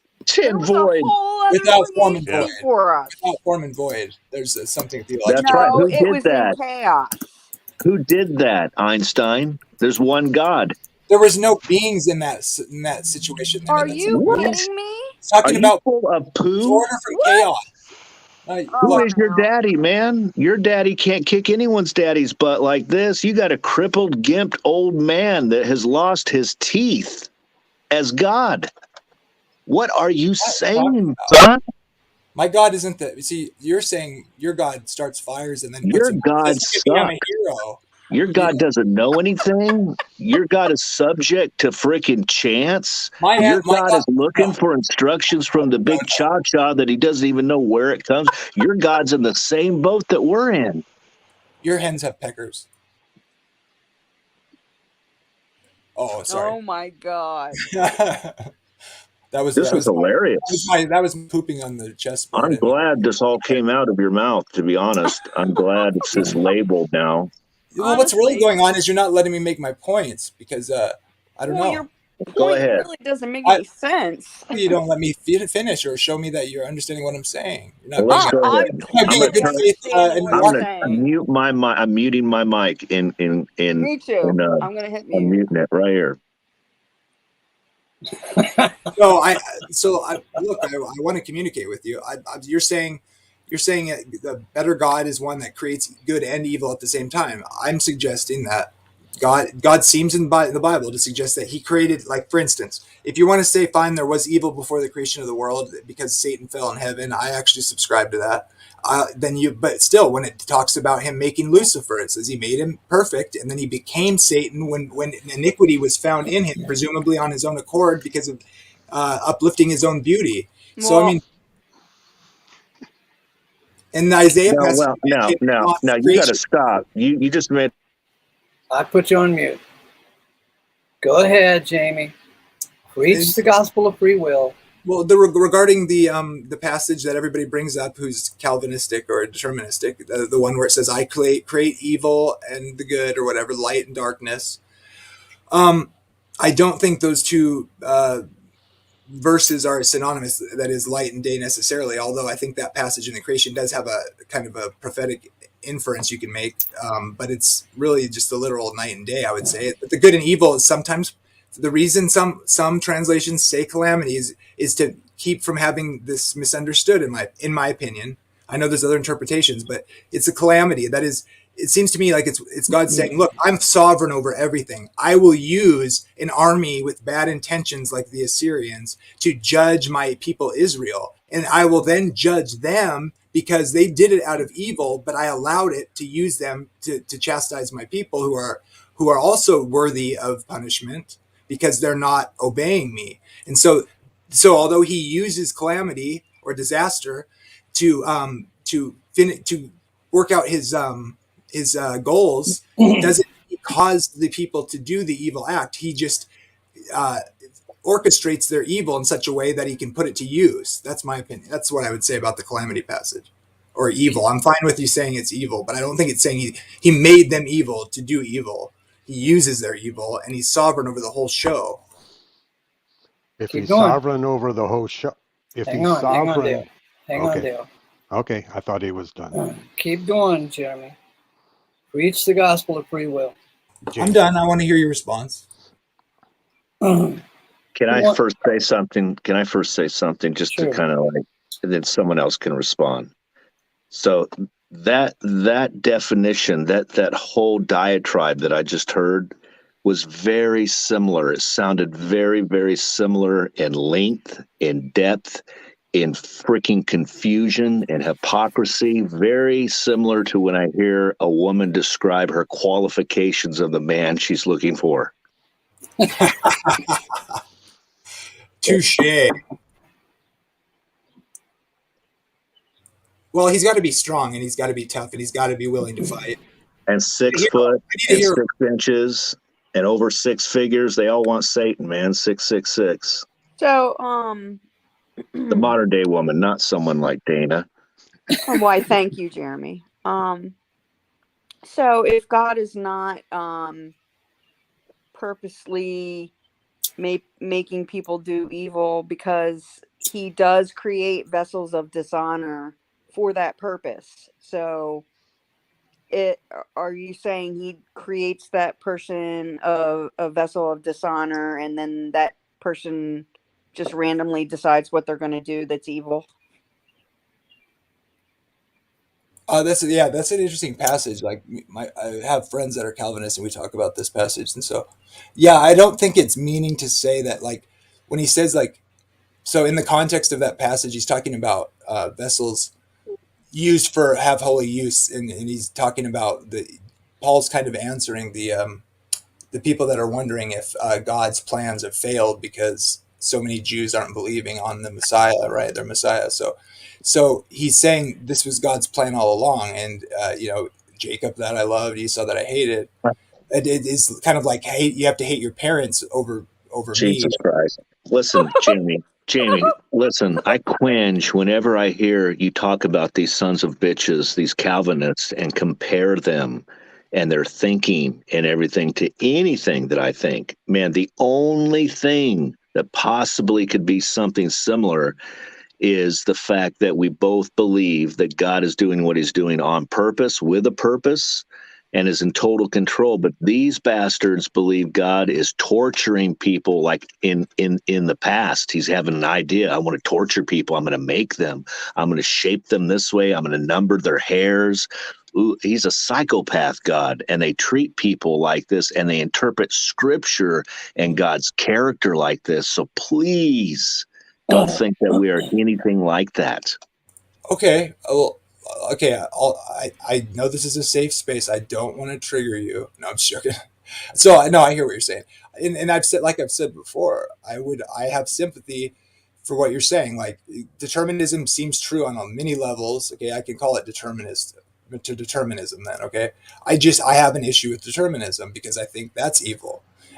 It's like a cruel joke. And now, if I was a determinist, like I've said before, I probably would be a universalist. I think that makes more sense. But I don't think that's what the Bible's saying. My turn. It's all right. Okay, so if I would have my way with you, Jamie, I would get you interested in God. Yeah. But at the moment, you're just really all wrapped up in the creature, Well, worshiping the creature. If everything was determined, in my opinion, because of who God is, there wouldn't be any sin or suffering at all, ever. There never would have If happened. I could get you will not interested be. in God, and to get out there and proclaim the evangel of God. I don't know if you know this, but the evangel of God is concerning his son. And I get that from Romans 1:1. He mentions the evangel of God, and by 1:3 he says it's concerning his son. Yeah. And so the evangel of God concerning his son, that is its own message that we should be declaring and proclaiming. Yeah. You are all about man and man's free will, and you got to defend man's free will. No, God is sovereign, so Now here's you my caricature of your view. You're saying babies get raped and tortured because God wanted to show how great he was by murdering. You are looking at so man and man. That's really and gross. You're looking at man and man and man and man and man and man and man. You're worshiping man and his belly button. Yeah. And his ideals and what he can do, what he's capable of, what he's responsible of, and I what think he has to change. he's redeeming the evil of man, not causing babies to be raped so he can murder his son so everybody's saved. He's redeeming man he's good and we're shit. Jamie, what if, are you listening? This is important because I heard you say something that was beautiful. What you said, if God had free will, then everything would just be right and there would be no sin and there would be no death. And what I'm proposing to you is maybe it's just as beautiful as that, but you're stuck with no delayed gratification.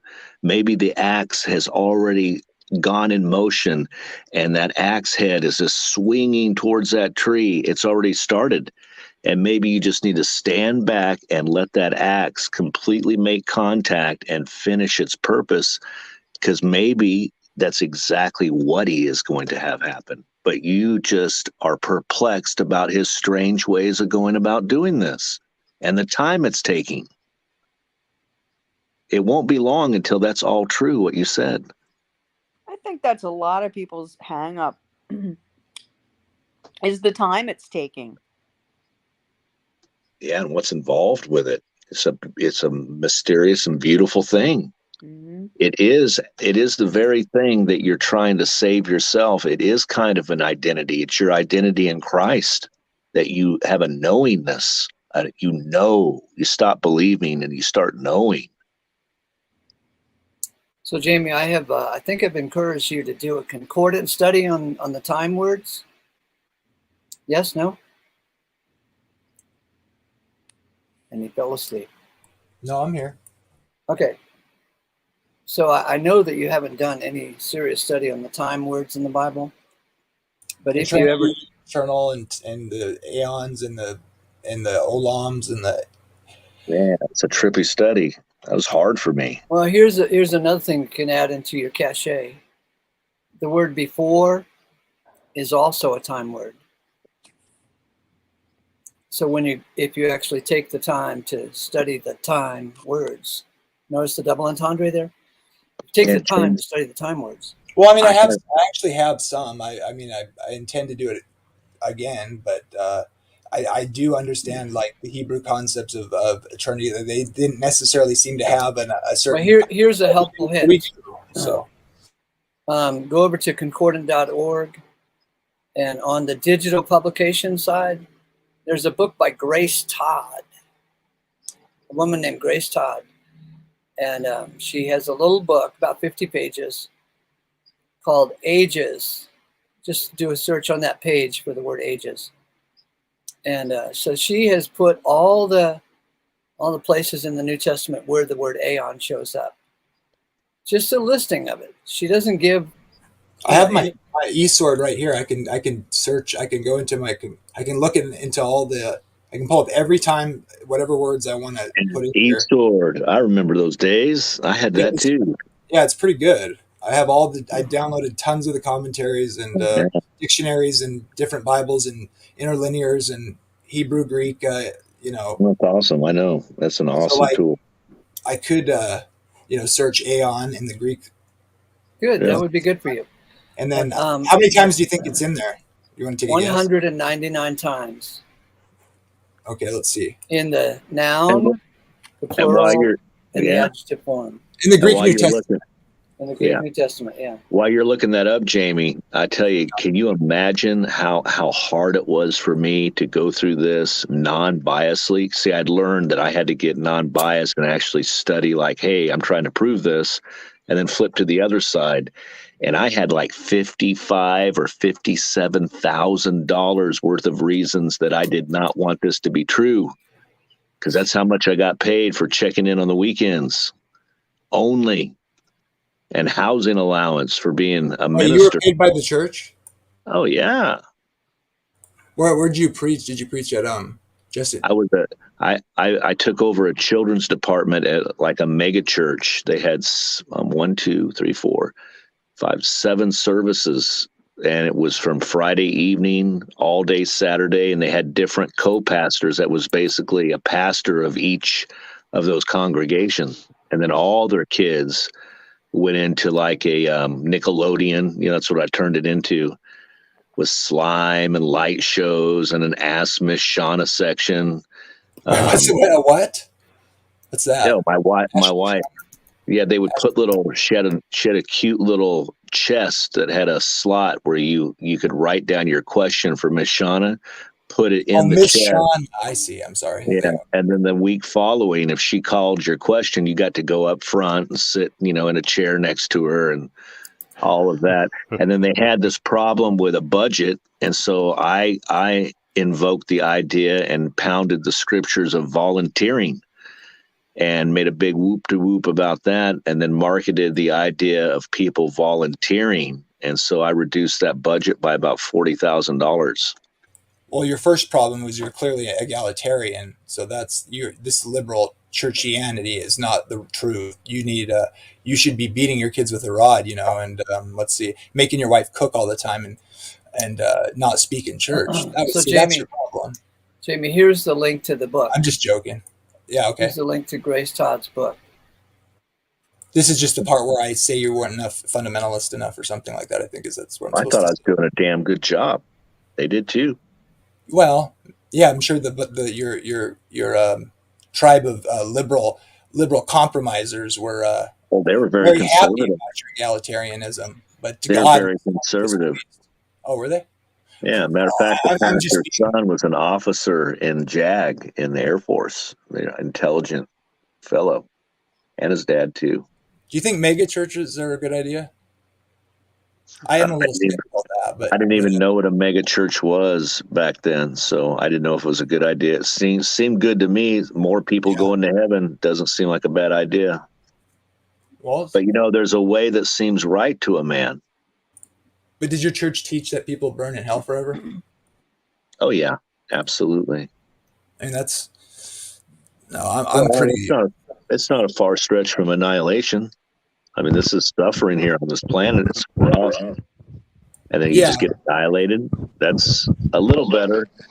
Look, part of me has always been somewhat more because of all the crap you hear with eternal conscious torment.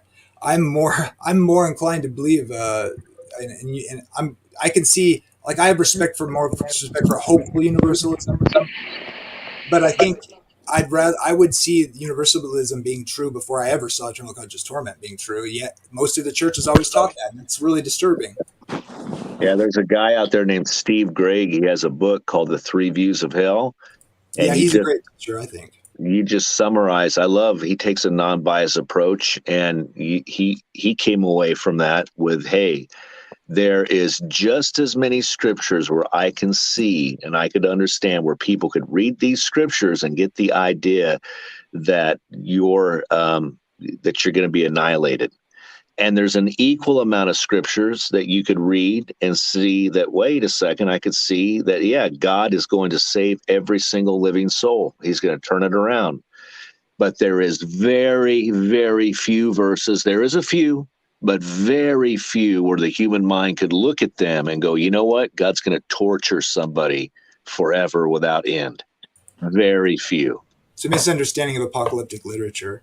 And I have you should check out my interview with the leading scholar on this issue and some other people that are well versed in it. And I did like a 2-hour interview and cover all the verses. It's pretty good. It's called The Nature of Hell on my channel. It's called The Nature of Hell. Yeah, so I've been into this. Okay. It's easy. Hell's easy to see where it's a big snafu with the translation, especially when you get, Gehenna is actually a tourist location now.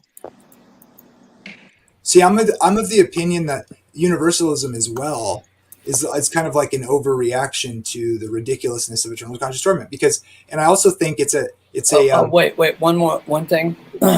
Jeremy, do you know what the word snafu means? No, go ahead. That's good. In World War II, not a captain would come up to the sergeant in the middle of a battle and he said, okay, how's it going? What's going on? He would say, situation normal, all fucked up. Oh, wow. And that's what snafu. That's where we get snafu. That's great. I knew it. What do you call those when it's the first letter of each word? What do you call that? Alliteration? No, an abbreviation. Abbreviation. No, there's another name for those. It's a acronym. Yeah. Acronym. That's the word I was looking for. So I kind of, Ace, maybe you can see what I mean here because you hold the same view as I do about the nature of a human. I consider myself to be a monist or a Christian physicalist or whatever, but I think dead people aren't alive, in other words. But I think it seems to me that universalism is when it seems like it kind of comes out of the idea that, okay, the things about hell aren't true, and then mix that with dualism, and then you get universalism because you think the soul's immortal, so it's got to go somewhere. If that were true, I would be a universalist as well. If dualism were true and you had an immortal soul, I would say There's no way It's not God true. would keep people Jamie, suffering. it's not true, though. History shows us it's not true. History actually shows us that most Christians, for like 300 years after Christ was here, believed that God was going to save everyone. They believed in the total. Yes, it was They were only conditionalists. Rome. It was only the Roman college that started this whole idea of burning, forever. This is true, man. You can go No, look it's this true. up. It's true that You can also, but let me finish. Don't talk over me. I wasn't done. Sorry. And it's also true, since you do appreciate Steve Gregg, you can go and look up his expose on this bright and morning star and Lucifer, because you cannot live with cognitive dissonance and read one scripture where God clearly says that Satan was an enemy, a murderer from the beginning, and live in your mind with the other truth that cancels it out, that he was a beautiful archangel and God made him perfect. Those are two conflicting thoughts. And if you go and study Steve Gregg, he will walk you through that Old Testament breakdown of where this Lucifer, bright morning star, man, that's a king, dude. That's an earthly king. Yeah. That is not this bullshit. This is Thank funny because you. I have a friend that's But you Steve brought Gregg's it his up. favorite. You brought it No, up. right, I know, but I can But in actually your point you to favor. me destroying that argument, destroying it. I don't say that very often about many things, but I know a guy. He's basically Steve Gregg's disciple. His name's Irenic. What is it? Irenic Pelagian or whatever. And he tried to bring that up on me. I mean, we can talk about it if you want, but this is where Paul gets the idea of principalities and powers being behind the rulers. No, I want to talk about it. So the king, yeah, you're right. It's one of talking about many. It's not talking about the the. king of It's Babylon. one of many. It's one of many things that points to a weakness in that thought pattern. No, because yes, he's talking about the king of Babylon, and then he talks about the bright and morning star, and God does this with Israel too when he's talking, and then he'll suddenly go to a personal pronoun. He's talking about Christ, and we see the New Testament authors quote that as prophetic. We see the prince of Tyre in Ezekiel 28. You're thinking of Isaiah 14 or 16. I'm just saying God did it. That's what I'm saying. There's too much evidence that God did everything. Right. I'm just saying that he's the spirit. He's the accuser. He's the accuser of the brethren. He's the vessel that God wanted from the get-go. God creates vessels of honor and dishonor, both. Let the seeds grow up and grow together until the time of the harvest. Then it'll separate them. And he says, enemy did this. Addressed to the Jews. You're reading enemy did this. Addressed not to you. You're a Gentile, man. Who created the enemy?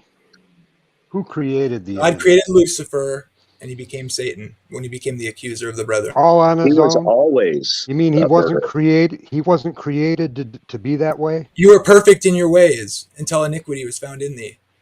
That's a king he's talking about. That is not just Satan. That is not Satan. It's an earthly king. It's an earthly king, Jamie. Where do you think Paul gets the idea of these spiritual powers? And I don't know, but that's not the point. These texts.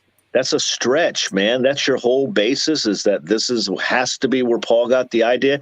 Paul sat and talked to Christ, not in the flesh, for 3 years, dude. And said he shunned not to preach the whole counsel of God. That's what I'm doing. I'm doing that. I'm saying this is why in the book of Revelation you see a culmination. This is not why. This is a stretch. Look, I've studied this. I can give you incorrectly though, man. This is not the point. No, you're playing cafeteria theology here. I guess whatever name you want to call it, it's logic. I mean, you're stretching. You're trying to stretch Armstrong's arms only go so far. Scholars. I got a cohesive picture. I've got the New Testament writers using it this way. That have taught other dead men. Revelation using this imagery from all. I know it's popular, man. The world loves it. It's legit. They have schools for it. They've got paid programs for it. The world embraces it. You put a fish on your bumper, your status goes up, my friend. Well, I mean, why should I reject all the scholarships and the cohesive picture to adopt what your revelation? Because Abraham did. Because you got to contend John for your did. picture. Then you got to contend because for all of the apostles did. That's why. The world's the enemy. Remember, it's the bad guy.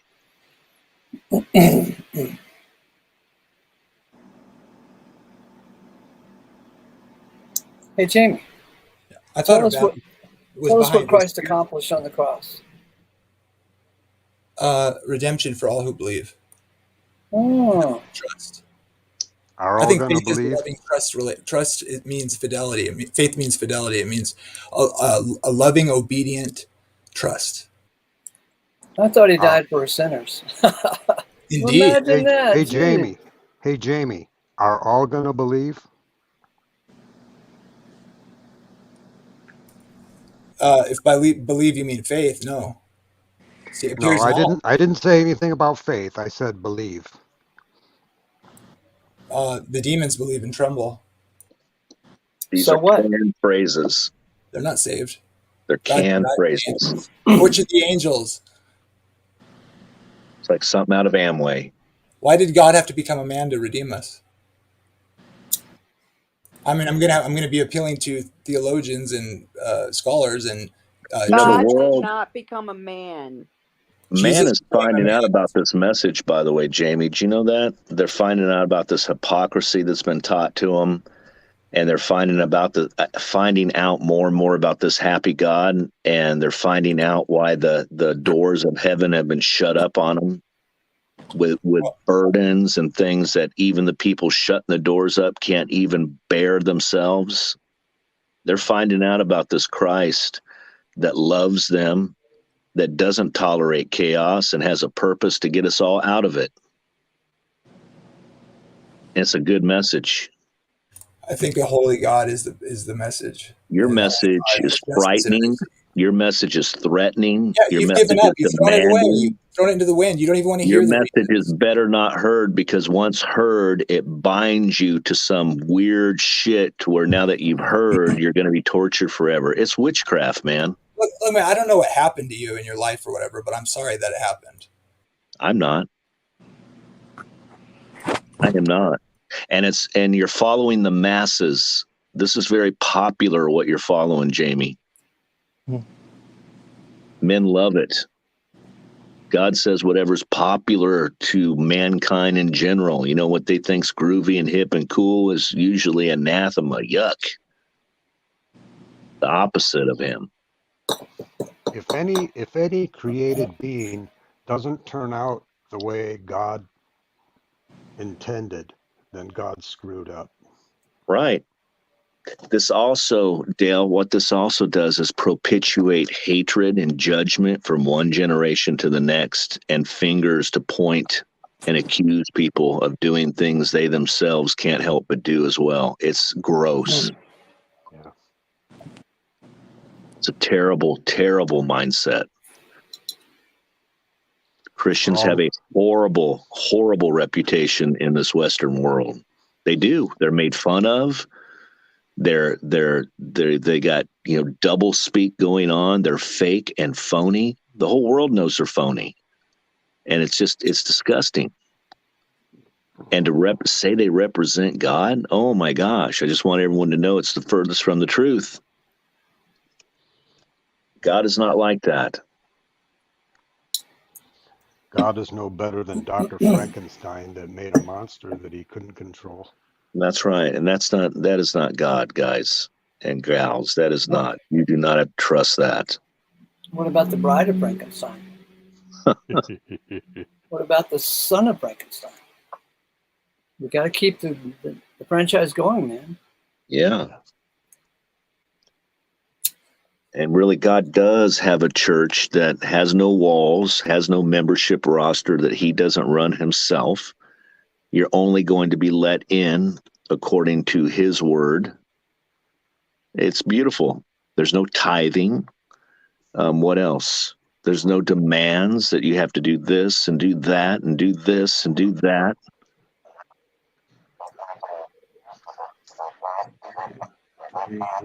I think you have your YouTube tab on as well.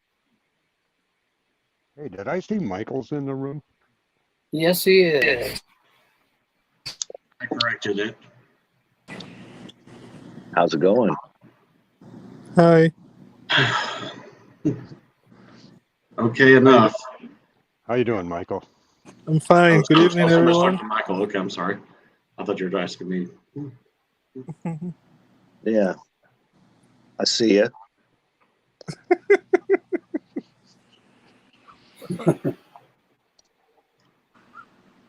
Oh, What's that's shaking? Michael. Long day at work. Yeah, is that what you're trying to sell your wife?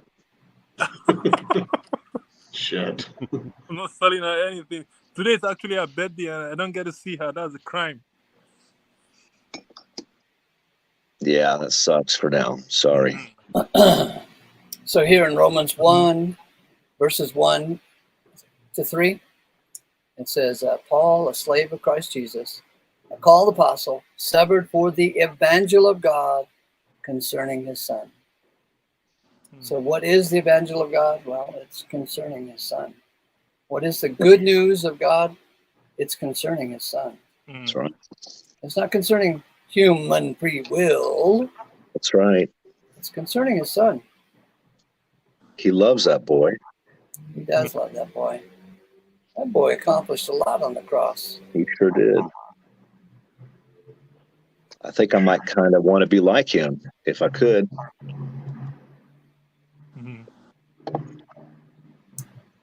What you got, David? I just want to say this, right? That what we believe, honestly, it may look easy on the surface, right? But if it's not, it has to be given, right? The faith to believe this. It can't come from anything external. So, Right. in as much as we try to, like Paul would say, right? We spread the message and we, as it were, we beckon men, right, to come see point with us. Honestly, looking at my own life and how the migration happened for me, I would say it has to be the work of the Spirit of God. Nothing else will do. Yeah. Because apart from the fact that we know that we wrestle not, right, against flesh and blood, it's too good for the wicked one to allow, except those who God himself will call, right? I mean, people will believe any other thing except this message. And look around you, look around the world, just look at the world, right? People believe all manner of things, but to us, we know it's been given, right? It's been given, and I when I hear arguments, it only humbles me, to be honest. I didn't deserve this. I don't merit it, right? But I just want to say that it's no joke. The transactions that go on in this channel is no joke, right? Because for me, it just shows me the work of God in my own life, right? Taking me from a place of today. I got pondering about this word you said about believing in God and to believe God, right? I thought about that all day, and it was today. It made sense to me. It was today. It really made sense to me, right? To believe God, to believe God, believe what He said, right? Because Right. a lot of people don't.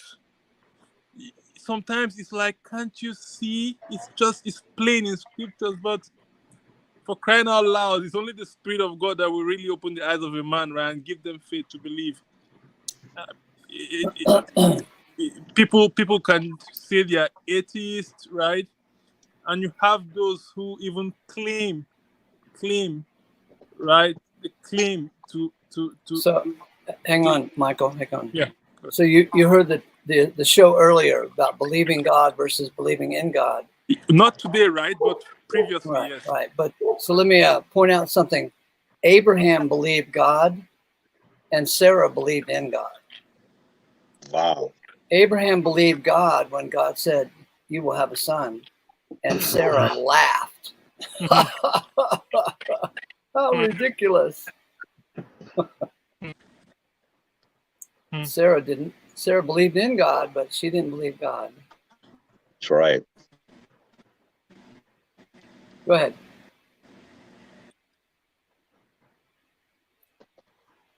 What you got, David? I like hearing Michael talk because when I've been able to be on here in the past, that is to say, when I would be just able to listen, and he would come on. I mean, I just love hearing him talk, and it's nice to be on here while he is talking. What about me? So please, Michael, share What some about more. me? What about me, man? What about me? Hey, Kid is the man. I love everyone. I love everyone, but this is like the first time I've been on with Michael.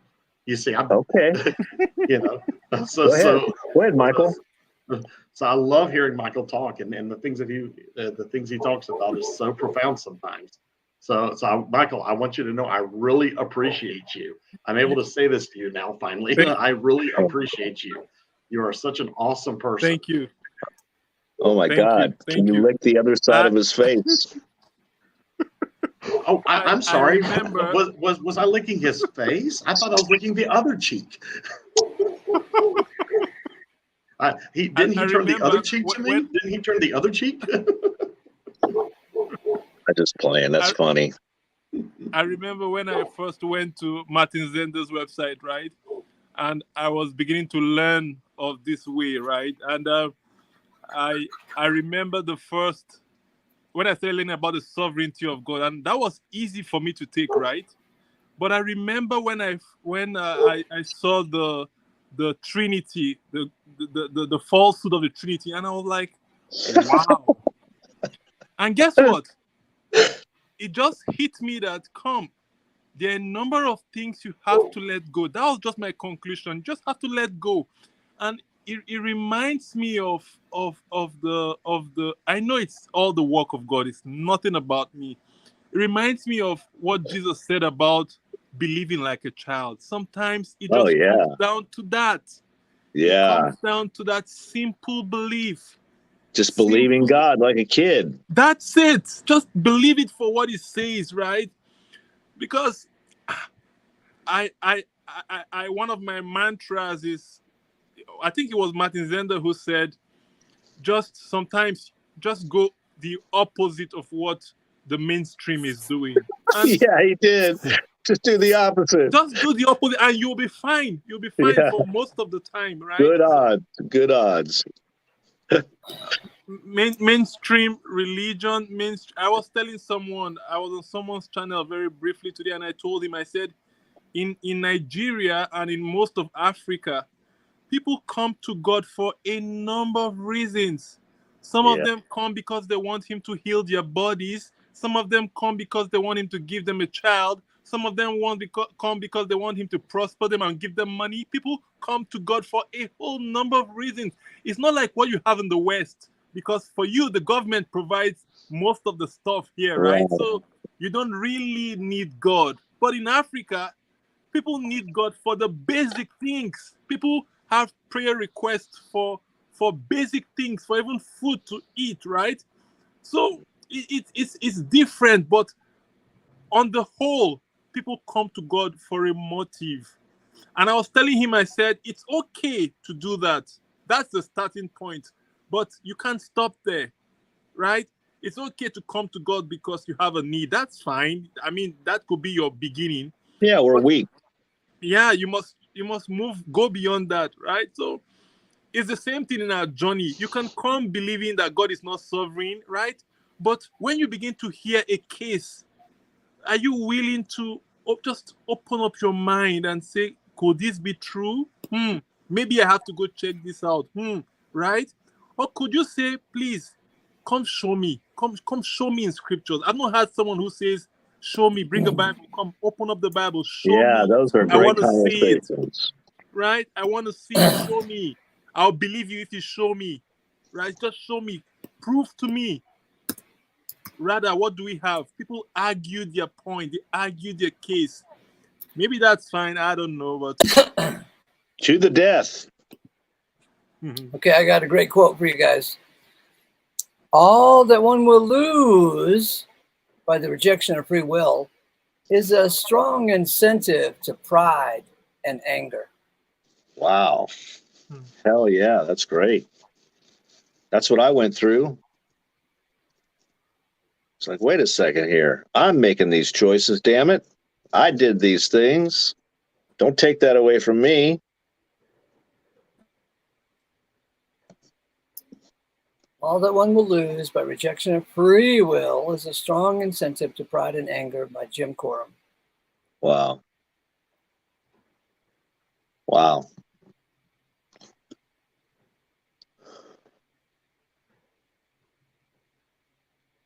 You know, Michael, all that stuff, the contrast between Americans and what it's like where you're from, I think that's coming back to this country, where people are going to be more interested in people. David, I think you still have a YouTube channel open somewhere. Oh. I took care of that earlier. Okay.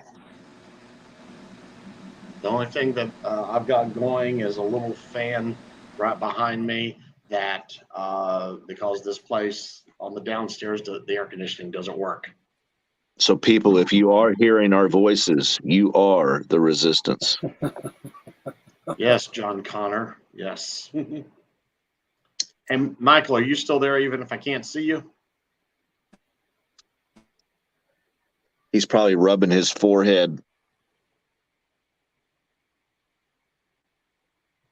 I was thinking about something I wanted to ask him. But hey, Cade, thank you for Oh, now you that seem to he's be the now that only Michael's person. now that Michael's not available, huh? Oh, there he is. You seem to be I'm here. Cade, you seem to be the only person who understood what I was saying earlier, and I want you to know I really appreciate that. And I noticed that just when you were beginning to actually expound on it a little bit, Ace suddenly stopped you and went on to something else, and it never came back. So Yeah, Ace. My goodness. I am Lucifer, according to P. Mars. Yeah. So your last name is Fur, your middle initial is C. Okay, Mhm. Mr. Lou. Funny.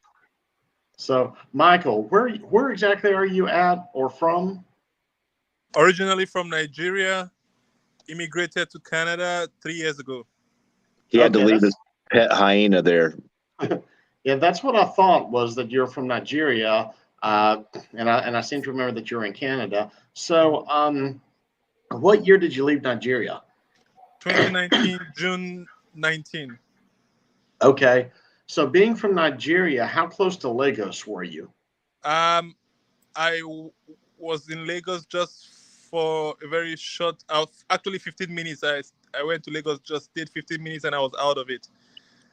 I Okay. stayed. I lived in the middle parts of Nigeria. Lagos was down west, right, southwest, Okay.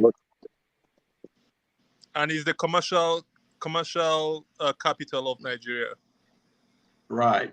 So the reason I'm asking this question is now during the time period when I was being able to better understand salvation of all and better understand these things and because I understood it as well as I understood certain scriptures that had popped out at me. And I talk about that in some other videos that I'm on. But here's something that you might find interesting. Are you, since you're from Nigeria and since that you were close enough to Lagos, are you familiar with a ministry called Synagogue Church of All Nations? You're familiar with that? Yes. Okay. Yes. Well, guess what? My ex-wife is from Zambia. Okay. And so, when there was a particular issue going on, and I'm not going to go into the details. That's a story for another time. I actually made a trip to Lagos Wow. and I stayed at that location for a little over a week. Wow. Yeah, in fact, according to Mr. Joshua, God told him in advance that I was coming, and I had a problem with my card, so he just I wasn't able to pay for the hotel that I was at, so he put me up there at the in their dorms there. Well, don't say anything on the live stream. Now he's going to find out where you are, and you have to pay him back. He's late, right? No. I mean, he gave me money to spend while I was there too. So it was a very interesting time period. But when I was there, I got among other things that I gave him was a copy of Hope Beyond Hell by Jerry Butcherman, and I gave him a copy of Martin Zinder's Goes to Hell. So he will never read it. I don't care. I gave it to him. Do you know he's late? Yes, yeah. I know he passed away last year or earlier this year, last year, I think it was. Yeah, I know that. I was when I read that, I was like, or saw it on the YouTube, I was like, oh my gosh, you know. But yeah, I heard that he passed away. Do you know he's a fraud? Oh, he's something else. We can talk for hours on that. I'm sure. You know, it's a very interesting thing. I mean, it's one of those deals where I kept having to talk with my wife about it. I'll be like, okay, you know, there's some things that aren't right here. So I went there personally. Now, I mean, quite frankly, it was a very peaceful time while I was there. It was very nice. I have a little instrument here. This is a piece of technology. This is not like witchcraft or anything. But I remember it was underneath my shirt, and I remember he felt it, and he did this with it, to kind of feel it a little bit. And I was in that prayer line, and I was very concerned he was suddenly going to go off with something, but he didn't do anything. And then the next time he circled around and got to me, he just patted me and said, "Hey, brother," and then he went on his way. I mean, that was like the extent of it. It was something else. But I was able to personally hand him those books as well as a couple other books by some more mainstream Christian type people or whatever. But yeah. And so I thought you could appreciate that. Yeah. I find it very interesting that you were in Nigeria. Yeah, God put me there just to give it to him. He has that way people have no excuse. That way people have. I mean, I didn't even realize the full nature of things at the time. But as I look back, I'm like, that's the whole reason why I was there, was just to simply give him those books so that there would be no excuse when the time of judgment came. He had the opportunity to read and believe. Right. And he's a very I don't judge him, but he's a very controversial figure even in Nigeria, right? Oh yeah, he's very controversial. I remember when I first saw my wife watching him on YouTube constantly. I mean, he struck me like a Benny Hinn type person, at first. And then she said, "Oh no, that's his church. He doesn't go everywhere else. Everybody comes to him." I'm like, "What?" And I kept seeing all these people every week. I mean, she'd watch the full live broadcast all day long, and I'm like, "My Lord, what is going on at this point?" Guess what? Even presidents of nations go to that synagogue to see him and seek solutions to their problem. It's wild and crazy. And some of the stuff that happened there was just, I mean, even things that I personally witnessed, because I understand spiritual stuff and I can recognize the spirits, when things are going on. And there was some stuff where I was like, wow, that's interesting that where somebody actually had something cast out of them. And I'm like, well, okay, what's going on here? If this is so fake, why is this reality actually happening? Why is the reality of it actually happening? It really blew my mind sometimes. And I remember when I was there on a philosophical level, I challenged them on some things. I just said, hey, why are you doing this? This, if you're so real, why are you doing this? Because this makes you look so fake. And I would say that. To them. I said, you don't realize, or maybe you do or don't care. I said, you don't realize how fake you're looking, and I would tell them that, and they just and to this day they still do those particular practices, and I'm just like, okay, whatever, I mean, doesn't mean anything to me, I remember, and they made a big deal about their miracle water, their TB Joshua version of the Catholic holy water, They were selling the water. They were selling the water for 10,000 Nigerian naira. Oh, it's ridiculous. And I would and they gave me several of them. And so while I was there, just for my own thing, so that I could see, okay, is there going to be anything that happens, or is it just a bunch of bogus? I just right in front of one of them, I just drank the whole damn thing. I just drank the whole thing. And they're like, oh my gosh, wow, oh my, and they're like, really, and of course nothing happened, it's just water, but it's just funny how they just went on about that. It was something else. Did you enjoy Nigerian food? Oh, I don't know how much of it was actually Nigerian food that I had, because I concentrated on the restaurant that they had at the location, and that there were some things that I tried, and there was like they had this pizza there that I kept buying because I love pizza, and but everything that I ate there was delicious, So and I know that they had like a area where they being able to stay there, I was able to eat without paying anything. So like when I went to the restaurant, I had to pay with the money that had been given to me, but staying there, I was able to go to this dining area where they fed you, and it was almost always chicken. Wow. It was almost always chicken. And I didn't realize it at the time, but that was apparently like a big thing to be served chicken.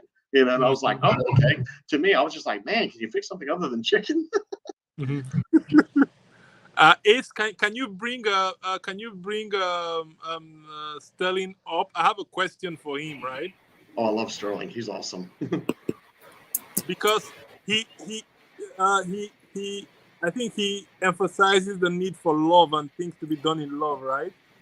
But from what David has said, right, is it possible that we have manifestations of love, right, that in quote are not how do I put this? Can we have the devil manifesting love, or his messengers appearing to be messengers of light manifesting love? Is that possible? I like what you just asked. That's a good question. Ask it again. That's something I've thought about before.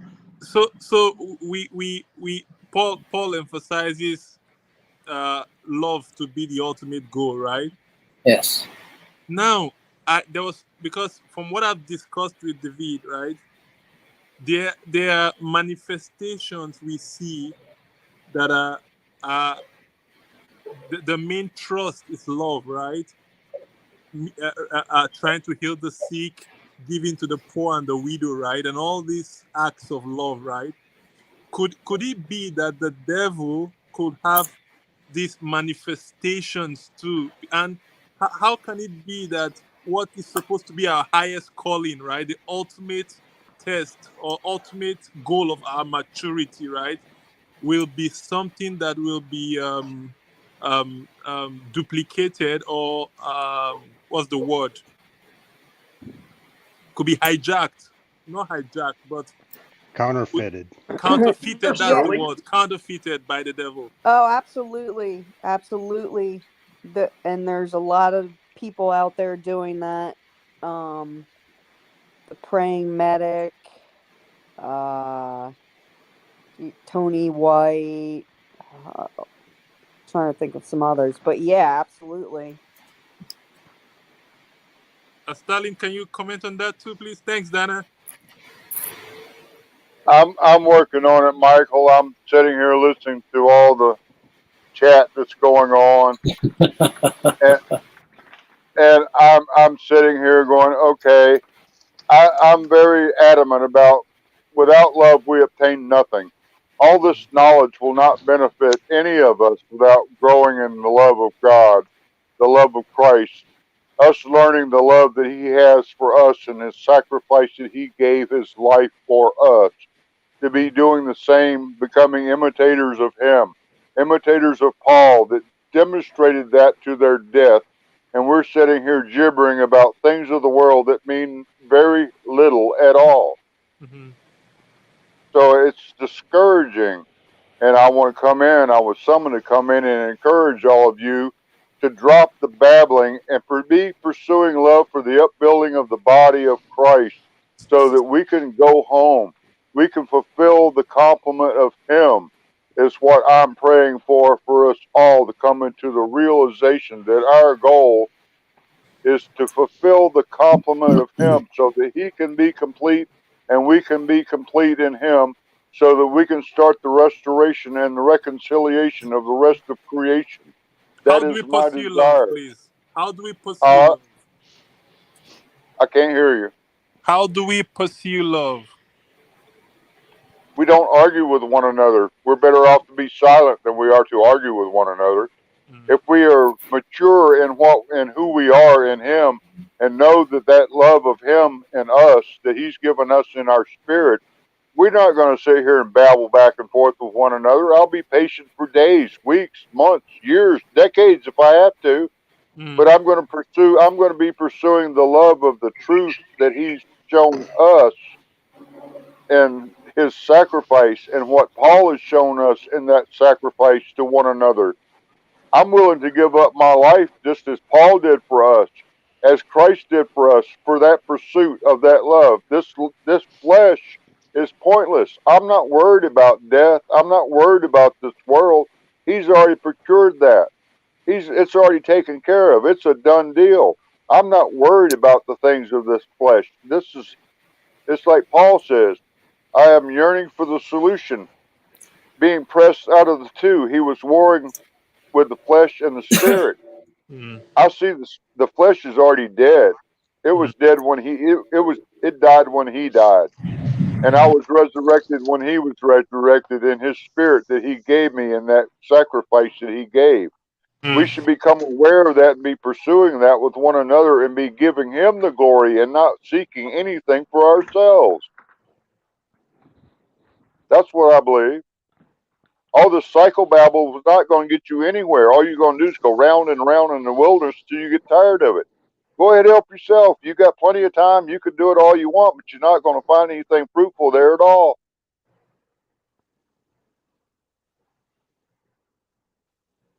Love is the only way. Love is the only way through this. Only way. Knowledge puffs up.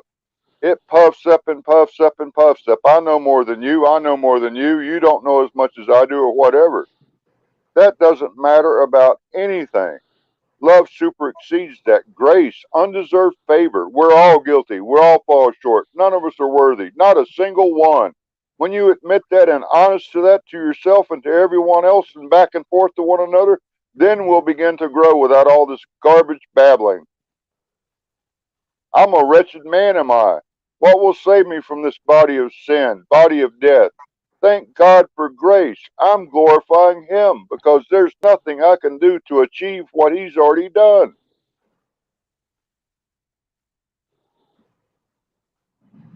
That's what I was summoned to say. So I've said my piece. Thanks, Sterling. You're welcome. It's my pleasure. I love you all. I love you all. It seems to me that helping somebody navigate the tripwire of believing in free will is kind of a loving thing to do. Well, that's the only thing that has any value whatsoever, is to love one another as Christ loves us. My goal is the same goal that he has, is set the entire creation free. There won't be a single creature in his creation that's not going to be set free before this is finished. And I know that. I'm pursuing that now. That's why Paul is saying, above all else, be pursuing love. Because without love, there's no time of maturity. You'll never be mature without love, and all you'll be is a child that's babbling in the wilderness without it.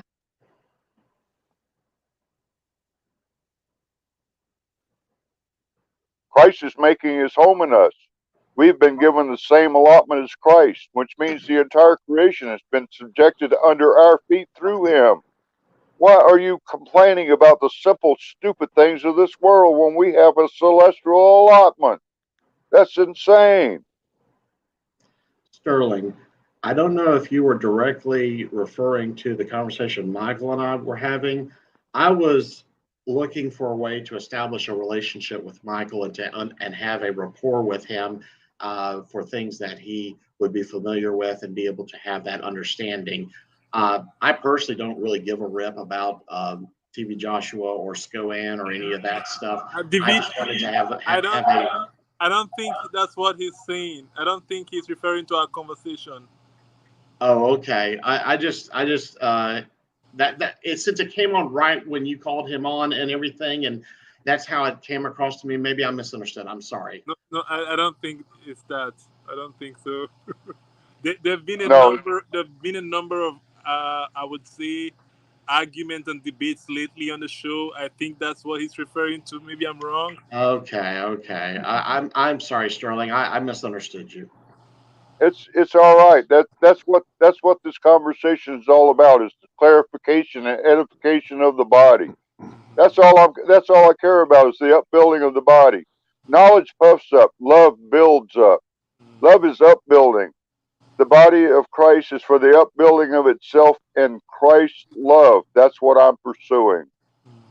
Well, I want you to know, Sterling, I may have never met you in person, but I've seen you on here enough, and we've interacted a few times. I love you. Michael, I love you. I've never met you in person, and we just talked for the first time today, and I love you so much. Ace, we've talked so many times on the phone as well as here. I love you, Ace. Dale, we've met in person. We've talked on the phone. We've talked on here. I love you, Dale. I don't even know who Dana is, but I love you. Just know that, Dana. I love you. So, and the thing is that I remember as a kid, I would just say, look, I love everyone. And that's the thing, is I think our natural state that God puts us in is love, especially for those of us who are in the body. I think that we just have that natural state of love where we just want to love. And the thing is that for humanity, I think we have that natural state too, but we are in this corrupted flesh and everything. So eventually we have all the whatevers, go on and everything.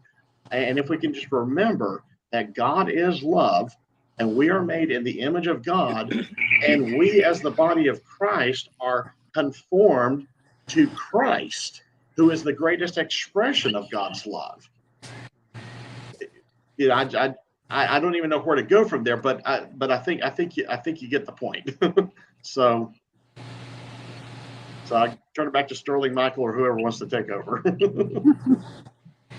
But see, I see love as a given. I give love to all of God's creation, no matter how wretched you may be, because I've been wretched myself. That's a given. Love is always a given. That's undeserved favor, gratuitously, without a cause, the same as Christ has done for us. Now, respecting one another comes with maturity of love. That's something that we earn and work together with and share with one another, so we're upbuilding through that respect with one another by pursuing it and standing in the love of Christ, not our love individually, because mine's limited, but his is not. I get influenced by my flesh, but his spirit inside me tells me to love all of you without any cause or reason whatsoever. And I'm pursuing that with all my heart. Amen. Amen. Someone needs to set the display on how this works. I didn't have a choice in who I am, and neither did anyone else. I know that the body is for the upbuilding of itself in love, his love. Each one of us has been given a measure to that to make it complete, none of us being superior to the other. We're trying to attain to the goal of being equal to, just like Christ deems it not pillaging to be equal to his Father. Now, through his sacrifice, we also have that challenge.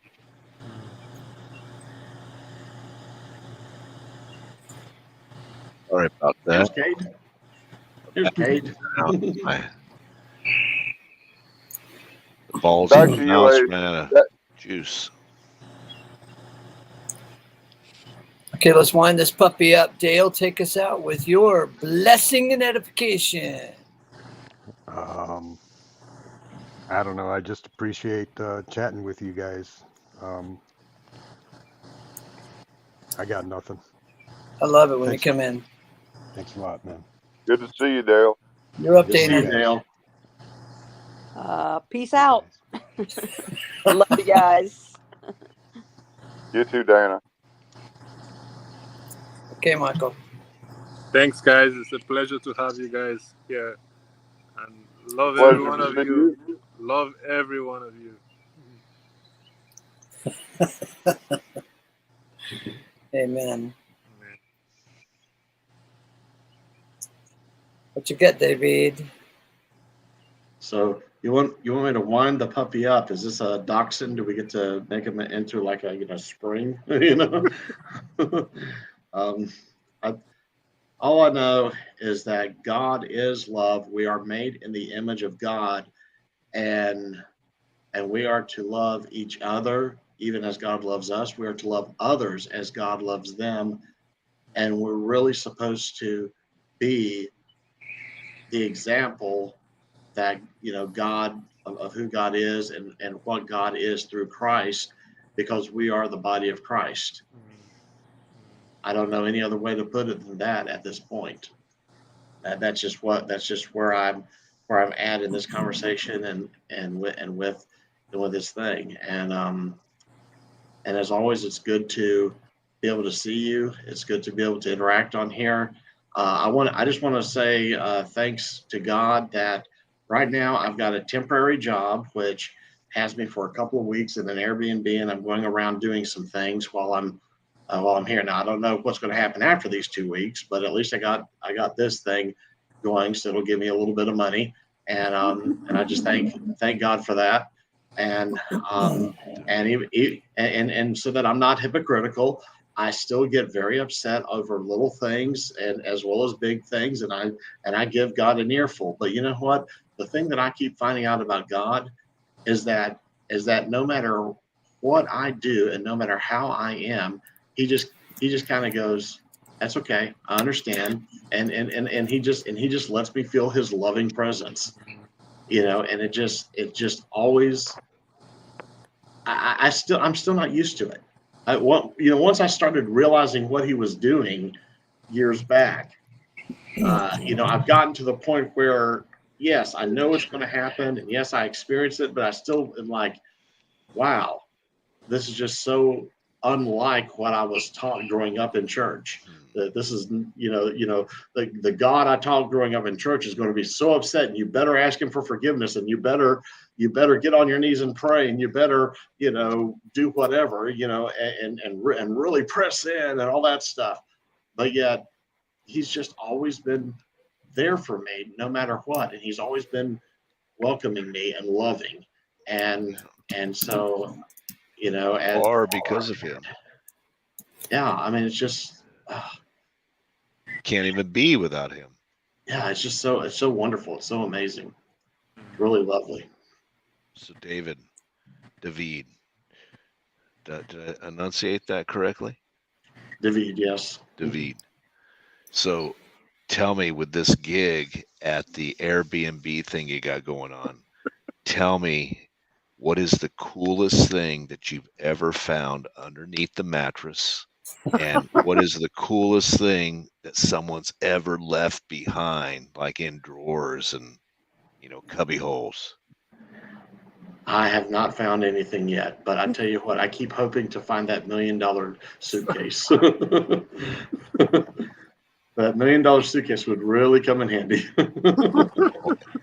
Anything different about that job that you didn't know prior in your life? Now that you know, It's different.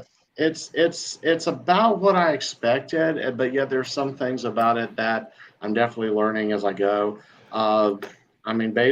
Basically what it comes down to is I'm working for a company that politicians hire to go out and door knock, and so I'm going out and door knocking. For who? I got to meet the candidate the other night at the Chili's when she bought dinner for all of us. For who? Who is it? I'll refrain from the name. Just what? I will refrain from the name just in case. You embarrassed? No, there might be doxing involved. No. I'm not embarrassed at all, but I don't want anything to occur one way or the other. Thank you, Ace. I knew you would understand. Is it a Dick or a Jane? I already mentioned that, so that's good enough. And I even probably said too much in regards to that too. But in either case, I mean, the person's a lovely person, and the person, I may not agree with them 100% on issues. I'd never met the person before, and you sure she's lovely? And so, before I came here earlier this week, I had never met the person. You met her yet? And so I've already said that. And so, dangerously. Yeah, you're just going to cause problems now. Whatever. Anyway, so. Well, I love you. I got to tease you a little bit. Come on now. This is great. This is teasing. Oh, okay. You see, remember, I'm autistic. That I don't know how to take things sometimes. So it's no excuse. That's no excuse around here. So, we actually like autistic people better. So there. That's good. So, but yeah, it's a job, and so I'm working it. And, I hope that somehow what I do helps this person out, and that they're able to do what they need to do. And whether I agree with them or not on everything, there's some things I do agree on. I'm hoping that maybe somehow I will have the chance to share the evangel. I don't know if that will take place or not, but we'll see what happens. I know that God brings me everywhere that I need to be, so I am here now.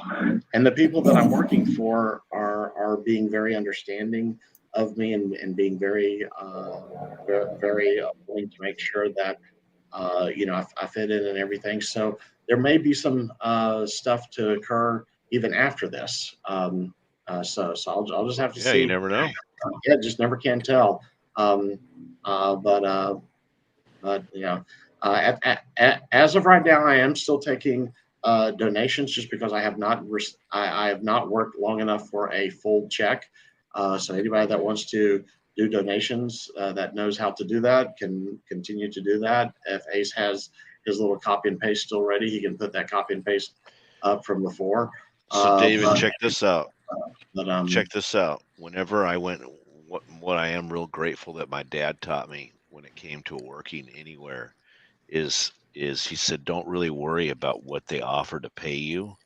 The most important thing when you're starting out is when you get that job, make sure, number one, nobody there. It's easy. Don't let anybody there outwork you. Number two, in the first 90 days, I don't give a crap if you have the flu, if you've had an arm cut off, it doesn't matter. You drag your ass into that place and let them send you home. And it better be a spectacle if you have the flu and really can't work. And then number three, the most important thing is if you really put all your might into whatever you're doing and really think about it from the point of view of whoever hired you or the business owner, try to figure out how to make them more money or how to save them a buku of money that they didn't even know, and start doing that stuff. And believe it or not, you'll actually get put into that position that you actually created by finding out what benefits them the most. Makes sense. Yeah. I may come back to this video just to watch this last little part where you said that a few more times. Well, my dad taught me that. Yeah. Well, so some of the I've heard before, but at the same time, just because I heard it before doesn't mean that it's fully integrated. So that's never let me down, by the way. That has never failed me one time. Not once. And I have failed it a few times. got my head up my butt and found out what happens to you there. Yeah. But no, I think I really want you to know I really was teasing you. I really enjoyed our talk the other night and getting to know you better. So yeah, that was a very totally. good. That was a very good talk. I appreciated talking with you then. Yeah, too. I did too. It was really nice. I wish we Yeah. could have talked longer. No, and I got a couple of those things done. I want you to know that those. Oh, good. Yeah, I'm waiting for it to show up in the mail, so it helped me Okay. out a lot. Yeah, we'll have to talk again so that way, you know, we can you know, keep all that going. And Ace is wanting to shut this thing down like now. Game over. What? It's We're only been 2 hours and 40 minutes. You'll have to check in tomorrow. Ace can go on for 7 hours. Get up at 5 a.m. I'll see you online at 5:30. Okay. Good night. Take care, Cade. Grace to you. Bye-bye. Grace to you. Bye. See you, Ace. Bye-bye. Grace and peace.